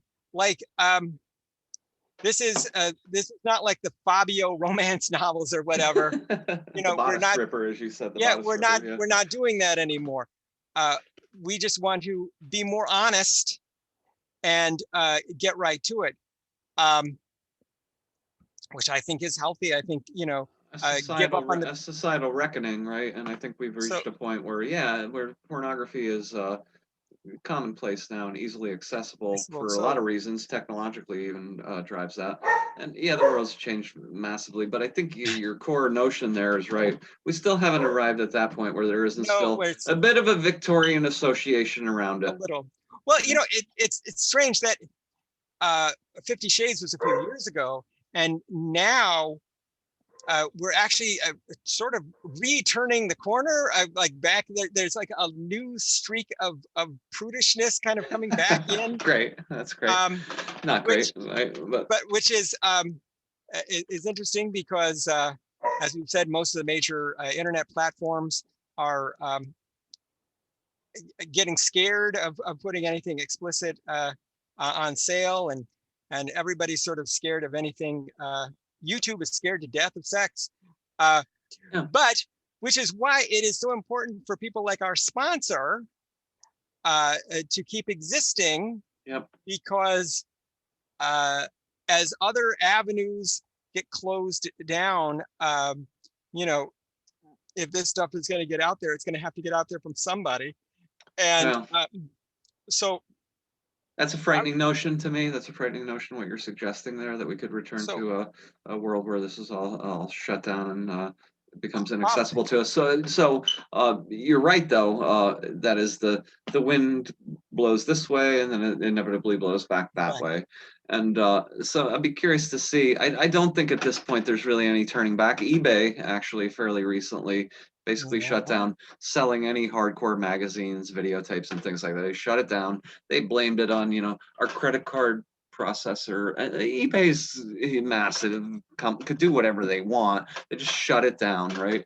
And there have, in the immediate aftermath, I actually came across a site today by happenstance. In the immediate aftermath, that was literally like weeks ago or last month, when eBay said no more selling hardcore content on eBay. And a lot of guys I know were in a panic. They're like, where am I going to find this stuff if not eBay? And then I came across a site today that said, we're a new site and we're immediately trying to fill the gap. So hopefully there'll be a lot of people who step up to make sure that we maintain access to this material. It's not because I'm saying, we need to have full access to every bit of pornographic material that ever existed. But this is, from a cultural standpoint, from a standpoint of ephemera, from the standpoint of a time capsule, it's part of human history. It means something. And when you talk about such a huge, huge industry, it means something to many of us, whether we want to admit it or not.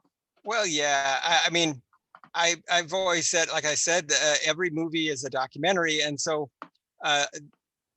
all of this stuff is documenting human experience and human moments and societal values and all of these things. So I think it is worthy of preserving. I will say that all through this conversation, in another window. I've had Sweet Alice open in another window so that I can consult it. And it is extremely distracting to have Seka and John Holmes in another window when I'm trying to have this conversation. Well, yes, I think that the themes of Sweet Alice are very exciting. I think that there's a lot of socio-political commentary in Ed Wood's review. And then in, you know, right to the right of it, I have, you know, Seka gratifying John Holmes in a very particular way. Right. I think I've seen the Sweet Alice loop. What we posted, what Joe posted last week, along with the article Sweet Alice, was a link that I sent him that on, you know, typical streaming porn site, and it's actually, it's the loop, but it's the loop, if you've noticed, Joe, inserted into a direct-to-video release from obviously numerous years on.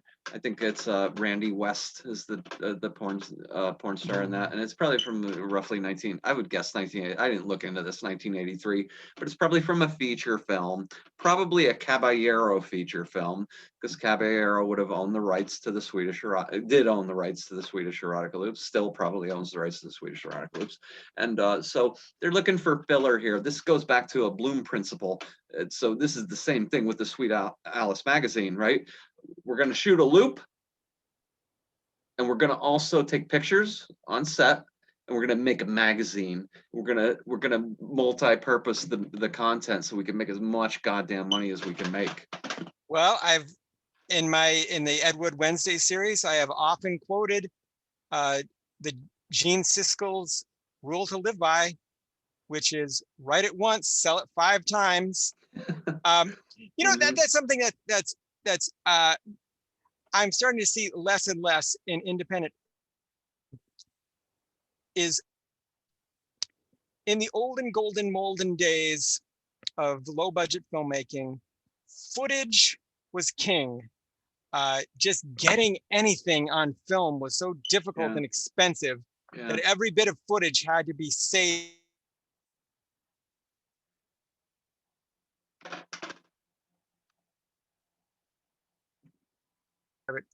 And sorry if we're freezing up a little bit. I don't know if that's me or Joe, but if we're getting a little freezing here on the video, I apologize, guys. That resulted in what I call the footage movie, where you're trying to save a movie by means of any footage that you possibly can. And so many of the movies that ended up on Mystery Science Theater 3000 are films that I would call footage movies, movies where they were trying to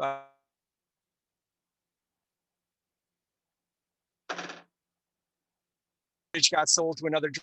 They tried to film insert shots to make it work, and or there were huge technical problems on the set, like they couldn't get sound recorded, but they had to save the footage anyway, so they tried to do it with narration or music or something. But nowadays,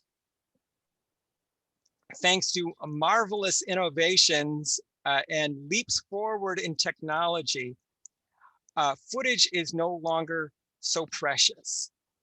It is much easier to film things. It is much easier to record things, take pictures of things. This hoarding of footage is no longer necessary, right. Which I guess is both good and bad. We're probably losing a lot of stuff along the way here. Yeah. But I do notice that all through the career of Ed Wood, not too long ago, I wrote about Hellborn, a film that he abandoned, and he got as much use out of that footage as he possibly could. Yeah. And Lovemaking USA is definitely a footage film. It is definitely trying to get some mileage out of some footage that Joe Robertson had laying around. Poor Casey Lorraine, lovely lady, said that she worked for Joe Robertson once, and he turned it into 3 movies. And so she was surprised to see herself in multiple Joe Robertson movies. She is in, now I don't know if I 100% believe her, but I don't know why she would lie about something like that. But she is in Lovemaking USA. She's in Misty, aka Nymphocycler, and I've Love Feast. Love Feast. Love Feast, obviously, aka the photographer, or Pretty Models All in a Row. Yeah, Whatever. which is I think a bullshit title, right? That's a phony title. Yeah, Rhino video title. Yeah. That's a fake title, but yeah, she's in all. But it's her contention that that all came from one session with Joe Robertson. So it might well have. So Joe was obviously trying to take whatever footage he had and stretch it as much as it would go. And I think Ed is. We have a fan. We have an excited. We have excited fan. Snelby again. Yeah. So this preciousness of the images. Well, you know, I was thinking about the preciousness of text as we've been doing Ed Wood Wednesdays, is that we are obsessing over, we're trying to find as much of Ed's text. That's what this whole show has been about, is trying to find as much of Ed's text as possible. And it strikes me now that in the internet era and the social media era, how cheap words have become. We have one of America's great authors, Joyce Carol Oates, author of plays, author of novels. She's on Twitter every day, practically, chiming in on stuff. Stephen King is on Twitter all the time, chiming in. Is anybody preserving the stuff? It's all to be thrown away. It's all disposable. So I think it would blow Ed's mind that I think he would be pleased, first of all, because I do think he's a man who thought about his legacy. I do think he's a man who thought about eternity a lot. Right. That was definitely something on his mind. I want to say, I hope he would be pleased, right? I hope he would be pleased and feel that we've treated him respectfully, and we've genuinely endeavored to try to bring his work to the fore, while at the same time, on balance, evaluating him and his life and his character in a fair way. We don't take that derisive, the guy who wore the fucking panty, like, we don't take that view of him whatsoever. Yeah, well, you know, when you write about Ed Wood, you have to get through some of those, like, you know, the flying saucers were paper plates on strings. You have to get through all that crap, and you're like, and then for a lot of articles, that's as deep as they're willing to go. That's just like, they're the top of the iceberg. And I would say at the top of the Ed Wood iceberg are the flying saucers are hubcaps, so the flying saucers are paper plates on strings or whatever. Right. You get deeper down and you see that the flying saucers were actually models brought from a model shop, but that's deeper down into the iceberg. Up at the top are the paper plates, because that's what people know. There's an amazing propensity, Joe, in human existence to be able to delude yourself, right? So you could send somebody that, you could say, here's the model, this is what and then they go, oh, but he used paper plates, they were hubcaps, even in defiance of obvious truthful evidence. That's just human nature. Well, you know, in the process of doing articles about Ed Wood and now podcasts about Ed Wood, I've always tried to take the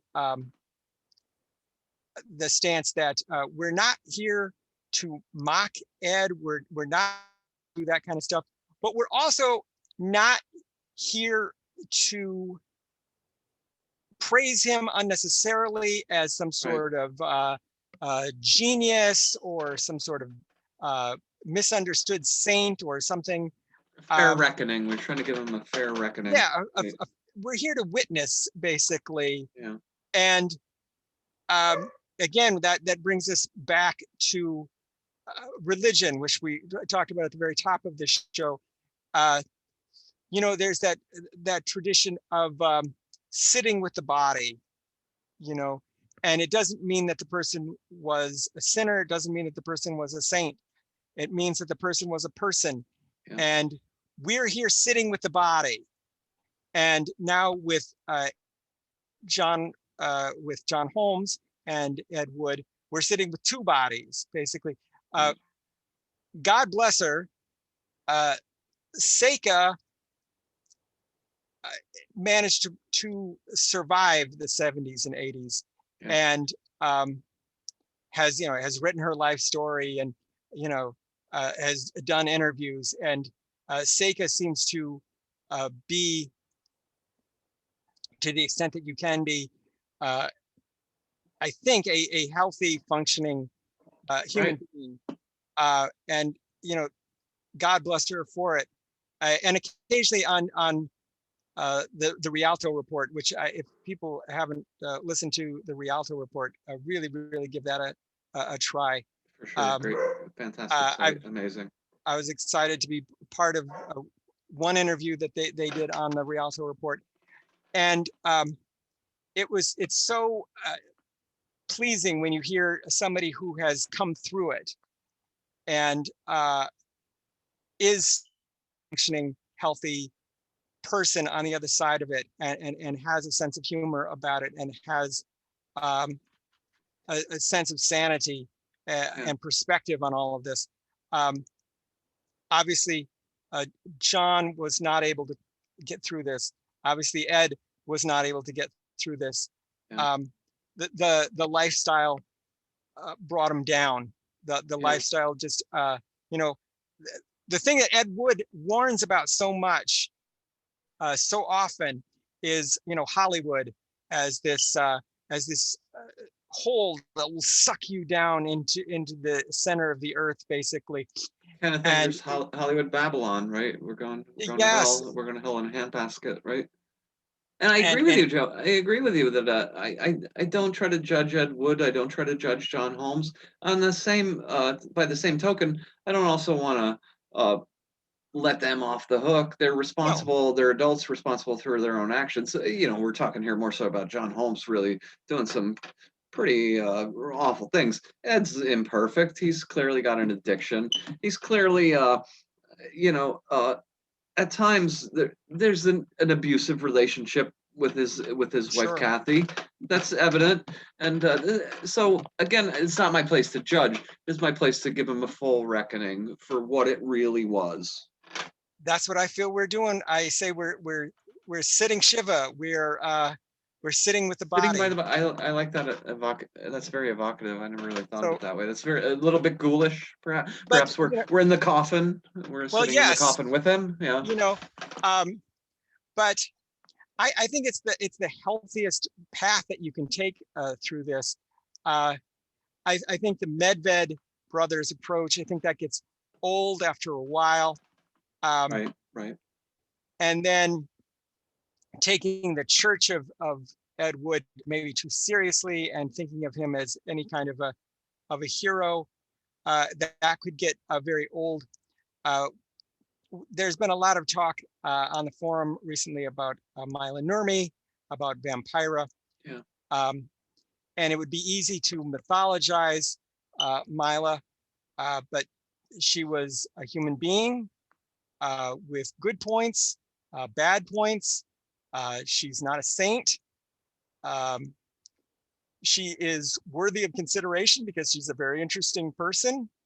But I think it's important to take with Myla, or with anyone, to take a realistic middle road here, because it could be very easy with Myla, for instance, to turn her into a tattoo on your arm, of the lady in the black dress and the long black hair and the tiny waist, and but there's more that needs to be said about Myla's life than that.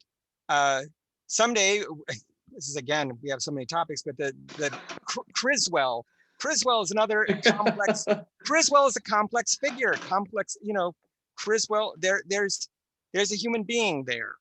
uh, in Jaron Criswell Koenig or King or however many names he went by. Yep.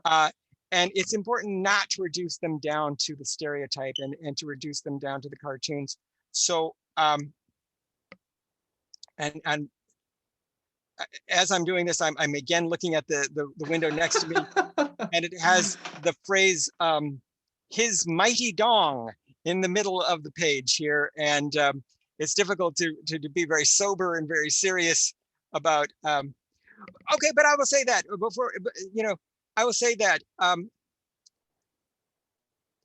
think it's okay to laugh occasionally. I think For it's, sure. You I gotta think it's maintain a okay healthy sense of humor about life about generally, or this. it's gonna crush you, right? And I think it's okay when if your reaction to something that Ed has written or Ed has directed is to laugh. I would say don't fight it, and don't feel guilty about it. I don't think Ed would be mad if you watched one of his movies or read one of his stories and laughed. I would hope that in writing some of these, he did some laughing himself. I was just gonna say, I think he probably had fun it's clear to me that he probably had fun some of the time. And that's a great segue to go back to Sweet Alice. So I was on the precipice of saying this, but if you're gonna watch a John Holmes movie, let's take this critic's advice. And he says, quote unquote, and I am gonna be a profane at least one time here, make a mental note of John's big cock. Make a mental note of it. Make a mental note of the veins in John's big cock. And he italicizes it. He literally italicizes it. And he said, and then he expounds upon that and says, the veins in a man's cock are very much like fingerprints. And he expands upon that.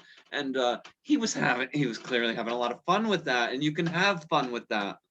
Yeah. It's it's probably true, by the way, right? It's probably true. I never had thought of it. Me either. But that's why you read Ed Wood, is because Eddie will have some take on something that you never would have thought of it that way. Eddie will have some, and most. I think that was another comment that we got from the Facebook forum. Yeah. Was somebody immediately sees on the vein pattern. Oh God, I wish I could unsee that type of thing, right? But that's Eddie.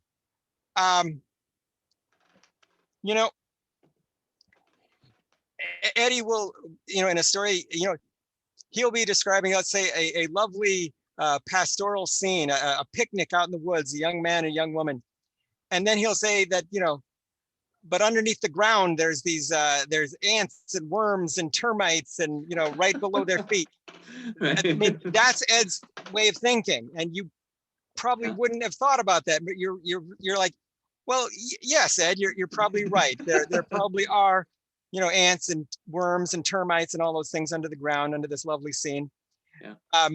So, but that's Ed Woodian type of thinking. I think related, Joe, the lead up to that line, which is, make a mental note of the vein pattern. This is the exact line that's in my head. Make a mental note of the vein pattern in John's cock or big cock, whatever it says. So it's in context in the story, right before he talks about that, there's been some, I'm paraphrasing, there's been some rumors about John Holmes perhaps having a stand-in. John Holmes having a stand-in. Now, where I think this comes from, we're at 1978, and John at this point is becoming notorious for becoming unreliable on porn sets, for not showing up, for locking himself in the closet, for being high as a kite, for literally not being able to get up the 13.5-inch moneymaker, right? So Ed's addressing that. If it's, I'm saying Ed like I know it for certain is, but I feel pretty obviously as we get deeper into this, I think you guys know where I stand on this. So addressing that by saying, not a stand-in, it's not and I think the notion of a stand-in for John Holmes starts to actually become something that bubbles up and people start talking about. John's becoming unreliable. He can't get it up anymore. He's all fucked up on drugs all the time. And so I think Ed's aware of this to some degree. Ed, again, I'm ascribing this to Ed. Can't help myself. But so then he immediately launches into, no, not a stand-in, not for Big John. He would never need a stand-in. This is my favorite line in the whole story, so I'm going to repeat it one more time, then I'll stop. Make a mental note of the vein pattern in Big John's cock. It's File that away. It's so out there. I That's don't know. Having read so much pattern. Ed Wood, who else? Yeah, it's more than you want to know. It's got a very vivid image in your head. Who else would have even thought that way? It's like fingerprints, of course, Well, I also like that. This is a random point. That at one point he refers to Sweet Alice as a broad. And I wondered if by the late 19th, by the late 70s, a term like broad would have been very old fashioned. The only person who might have been saying it would have been like Mel on Alice. Like, I want you broads out there, cleaning the tables or something. He might have said something like that. But yeah, it's a great little artifact, this thing, and I'm glad you sent the other mags as well, because those are entertaining to look through. Just to imagine the audience for them at the time, who were obviously willing to plunk down, quite a lot of money for these. And I don't know, maybe that helped them stay preserved. Maybe because their expense, maybe people treated them a little bit better. Right. Because we've always heard that that was never a thing in my life, but we've always heard about the mythical stacks of old magazines out in the garage, down in the basement, up in the attic. And the story is always that the young boy finds the stack of magazines. Now, I never had that experience. That was not part of my life, but who knows? Maybe for some 12-year-old, my goodness, can you imagine if the first thing that your introduction to this world was John Holmes and Seka? Like, is this what adulthood is like? Is this what the adult world is like? So I think this is interesting. You take me off into a little bit of nostalgia here, and I'm going to say this in the hopes that my father has passed away about 3 years ago, but my mom is still living, and I hope to hell she never in a billion years stumbles upon this podcast for obvious reasons. But what I'm going to say now, we'll take it to a more obvious reason. It's an old story, right, Joe? Finding the adult mags under your dad's bed. That was literally my experience when I was a very young kid. And in matter of fact, videotape came along, and my dad always liked to buy, the newest thing that was out, right? We were a middle-class family. We weren't wealthy, but he always liked to buy the newest thing. So we got an Atari 2600 as soon as it came out. We literally had an Odyssey 1 video player right when that came out in like 1972, 73. Every Christmas we would get something big piece of technology and things like that. So certainly we had a VCR. We had a VCR before every other kid on the block had a VCR by 1980 or 81. And then I found, of course, under the bed type of thing, a number of videotapes. And among the very first pornographic videotapes I ever saw, you said the age of 12, probably about that age, 12 or 13 years old, roughly around 1981. I was born in 1968. Among the very first pornographic films or videos that I ever saw, there were a couple of Swedish erotica compilations, and there were on those compilations a couple of loops with Seka in them. Not the ones we're talking about. I remember I remember them vividly because at that time in my life, as I'm just embarking on puberty, this shit is imprinting itself on my head forever. Yeah. I don't have any of those memories. I mean, I wish I had those I wish I had those kind of memories, but Yeah. My dad kept his videotapes in a trunk at the foot of the bed, and I could actually pick the lock on the trunk with almost with a paper clip, with a nail, with almost any object imaginable. That's you're very enterprising when you're about 13 years old and you're in the throes of puberty. And, you know, this trunk is at the time when there's no Pornhub, there's no X Hamster. This is the only place I can possibly access hardcore pornography is right here, the foot of my dad's bed. And I'm gonna be very enterprising in figuring out how I can pick that trunk. So that's a little bit of personal trivia that you probably I would say that the may closest find questionable, right? I think the closest thing that I ever came to that was finding a copy of the novel Semi-Tough, which was about football players, Yeah. professional football players, and I think it was made into like a Burt Reynolds movie, Yeah, Nick Nolte was in it, right? Yeah. And it was fairly raunchy. Like the language in it was fairly raunchy, and yeah, I can remember that. That would be the one thing. That was like a stack of books down to the bed. Most of the books were just very dull. Like to me at the time, they were just like history books or things like that. But I did find a Semi-Tough down there, which has on its cover like a blonde lady riding a giant football. So that was what excited me, was this image of this blonde lady riding the football. Very interesting, very evocative, right? So I can only imagine though, what if John Holmes were your first, you know, experience in pornography, you know, in witnessing pornography? Would you think like, is that what life is like? Is that what adulthood is like? Is that what sex is like? I mean, and our critic addresses these very issues in his write-up of Sweet Alice. Oh, wow. Thank you. Go ahead. He says that if people in the future find John Holmes, they might think that he was typical, but he is not typical. And he points out both that you know, he's able to do things that the normal person would not, but also that he would be denied things that a normal person would be able to do. So I thought that was an interesting, like he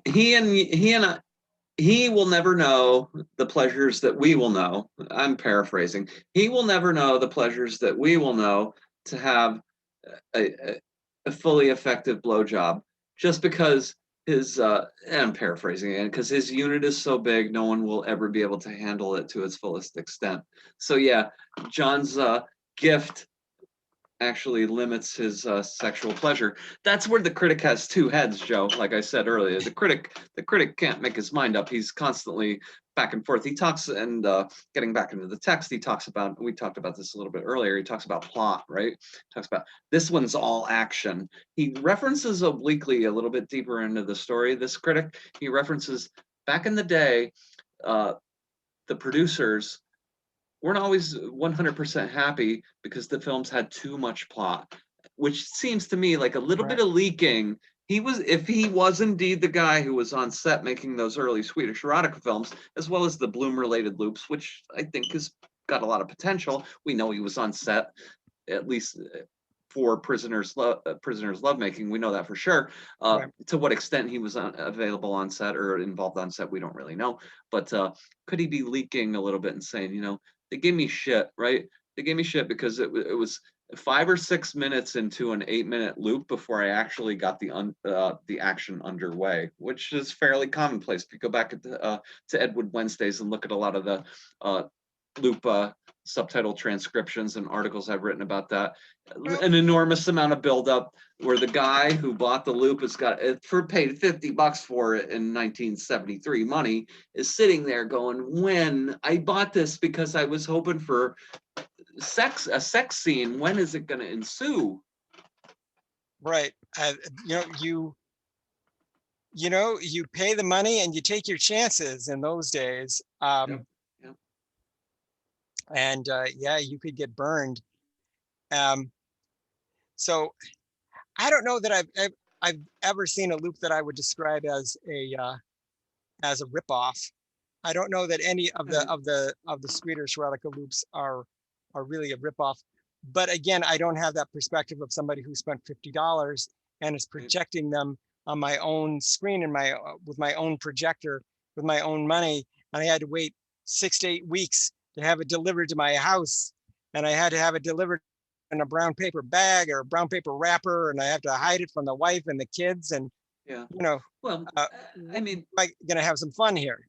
it was unprecedented, right? So guys at the time are buying this stuff. So even if in an 8-minute loop you just get 2 or 3 minutes of action at the tail end of it, you're like, I've never seen anything like this before. This is astonishing, right? And certainly that was my reaction finding, you know, videotapes of hardcore pornography when I'm roughly about 13 years old. I'm like, oh my God, I've been watching, Showtime, late night softcore movies. I never imagined that this even existed, right? I can't even remember first seeing hardcore. I can't even remember my first experience. It was all just softcore. It was all we didn't have. I don't think we had cable, so it was sex scenes from movies and things like that, from just like mainstream movies and things. And then maybe in my teen years, we would have had cable. I can definitely go ahead. You're a few years younger than me, right? I'm Yeah. 53 currently, so yeah, the timing's a little different. But in those early days of cable, I think we had Showtime first, and then eventually a few years later we got Cinemax. But we had Showtime very early when it was just starting to compete with HBO, and they used to show sex movies in the middle of the night every night, and I stayed up all night. I was totally somebody who burned the candles at both ends, even as a teenager. And they were a lot of films that introduced me to a lot of cult exploitation. They were like the Black Emanuel films with Laura Gemser. They were these West German softcore sex films made by guys like Hubert Frank. I remember The Island of a Thousand Delights as being one of the movies that stuck in my mind. And when I would get the monthly guide to Showtime, you get the little monthly guide at the beginning of the month if you were a subscriber, and it would be like 20 or 30 pages long, and it had the whole schedule for the whole month. I go, The Island of a Thousand Delights is going to be on literally at like 4 a.m. right? So I'm going to stay up all night, or I'm going to wake up, and after I watch the Island of a Thousand Delights, I'm then gonna get ready for school, and maybe I'll start watching some Tex Avery cartoons after that. Well, we were not that fortunate. We had cable with one of those cable boxes. Yeah. And you were talking about breaking into the chest of porno. Yeah.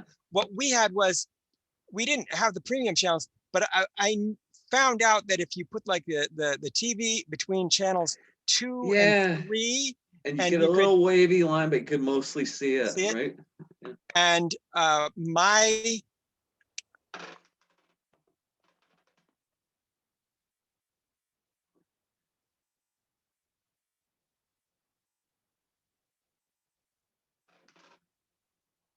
think we may have froze up, Joe.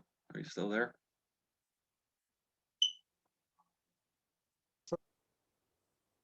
There we go. Okay. Yeah, the Playboy channel would have been my a black and white, very shaky but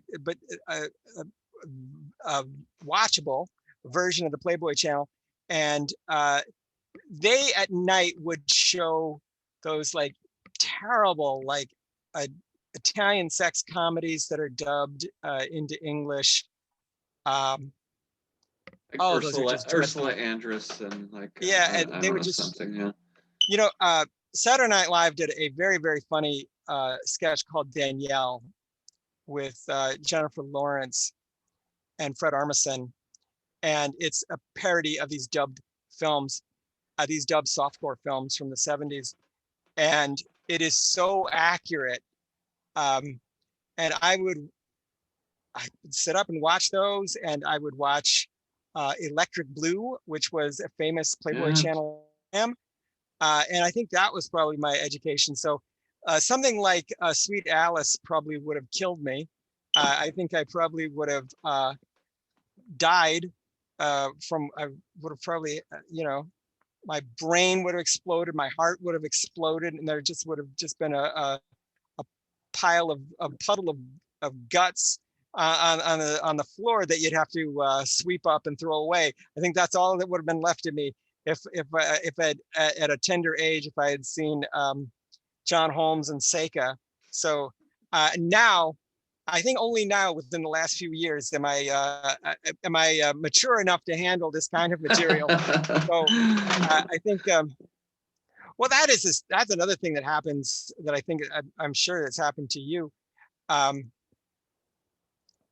your tolerance level for this stuff, Oh yeah. It changes, and you really you become inured to so much of this. And You do. Bounces right off of you. I almost have to watch myself talking to people socially and things like that. I have to curb myself and say, wait a minute, Greg, don't just go into talking about this shit with people that you know socially that you don't know all that well. You're having a conversation about something. You go, yeah, well, what am I going to do this with? We're going to have a podcast. We're going to talk about the story Tuesday evening. I'm getting together with a friend of mine, and we're gonna do a podcast. We're gonna talk about John Holmes. We're gonna talk about all this shit that we've talked about for the last 2+ hours.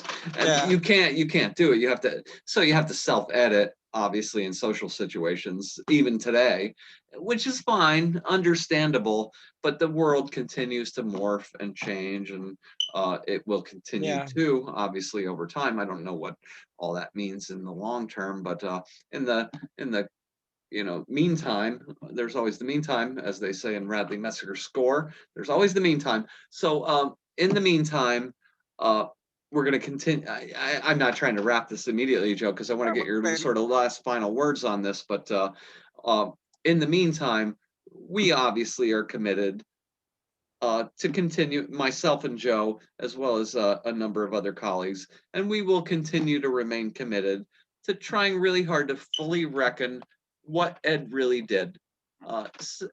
Obviously, we've talked a lot today about how this really entails a real big chunk of a real significant social changeover in terms of our social view on human sexuality. This all happened literally during my lifetime, for the most part. Certainly, before I was born in 1968, we've got human sexuality becoming a commodity. But literally, I'm born in 1968. Hardcore's a blink around the corner, and so it's existed my whole life, which is a very different life than, say, my grandfather, right, who had very little to no access to any of this whatsoever. Is it important that he would have? I think he would have enjoyed it.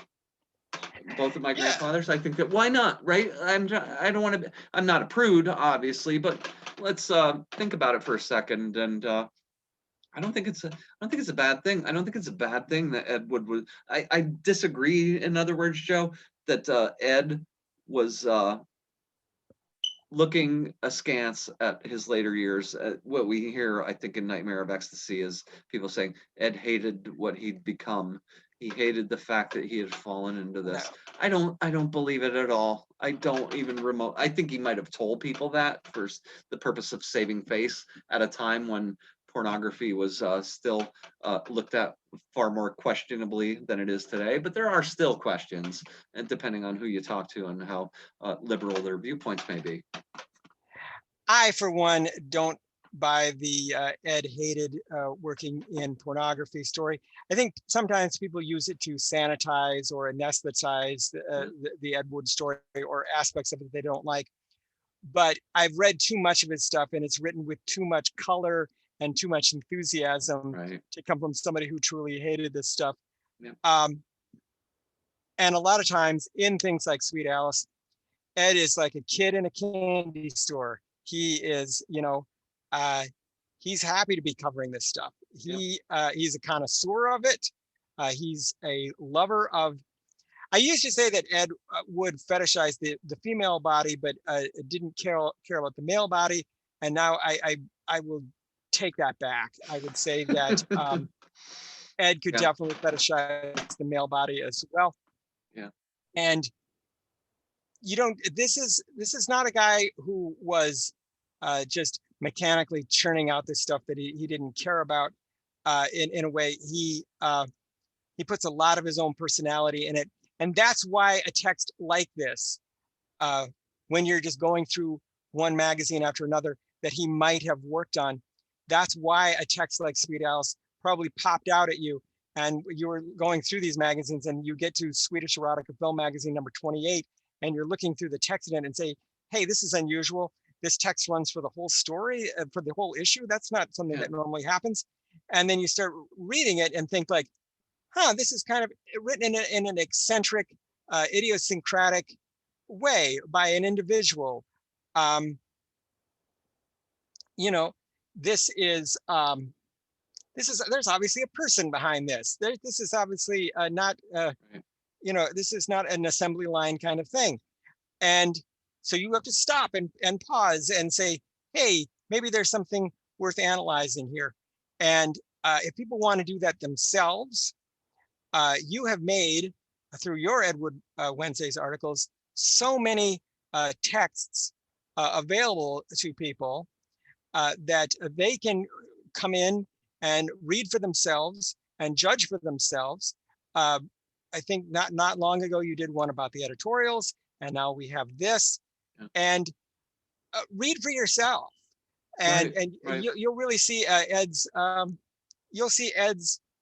take on pornography, and oftentimes his take on how, and I believe it comes into play here about how sexual freedom is essential, and this is and well, what he does here, he talks about how John has the biggest dick going, and the fucking scenes. Again, I'm starting to get more graphic than I intended. The fucking sucking scenes and blah blah blah blah blah, and then he goes into and then also, more importantly, John is the best sea licker. I won't use that word, sea licker. You know what I'm saying? John is the best sea licker going. And then he gets into a very graphic description of how John goes about that. So he's really, again, more so mythologizing John than he is writing a article that corresponds to the pictures in the magazine. It's really, it goes freeform in so many different interesting and fascinating directions that it literally, and again, I'd read it before years ago. And then you're right, Joe, I think all those other Swedish erotica magazines, this critic, or sometimes he refers to himself, if it's the same guy, and it does sound like the same guy, there's a lot of signatures, he refers to himself as quote unquote our editor, this critic, our editor, and he writes reviews of the loops by and large. This one reviews the loop, and then some, and then some, and then some, and it may very well be, and I want to solicit your opinion as we sort of start to wrap this up. I want to solicit your opinion. My feeling is fairly evident to all of you right now. I think you can see exactly where I'm going with this. This critic is Ed Wood. Our editor is Ed Wood. Ed Wood did not only write this particular pictorial text, Sweet Alice, but he wrote commonly. There's so many common signatures across the Swedish erotica film magazines. In fact, a lot of the girls in a lot of the 1978 Swedish erotica film magazines, where whomever he is talking about the loops, He names the girl Alice, oddly enough. Alice appears over and over again. So I'm not basing this on some snap judgment. I think Joe mentioned this earlier. Somebody would say years ago, oh, well, in this particular magazine article, they mentioned, transvestitism, so it had to be Ed Wood. Total naivete. Total naivete. Think about what I said earlier, going back to our sponsor, X Books, 18,000 scans available at X Books. You don't think that there's tons of people who wrote about transvestitism in those books? There damn well is, and I know it.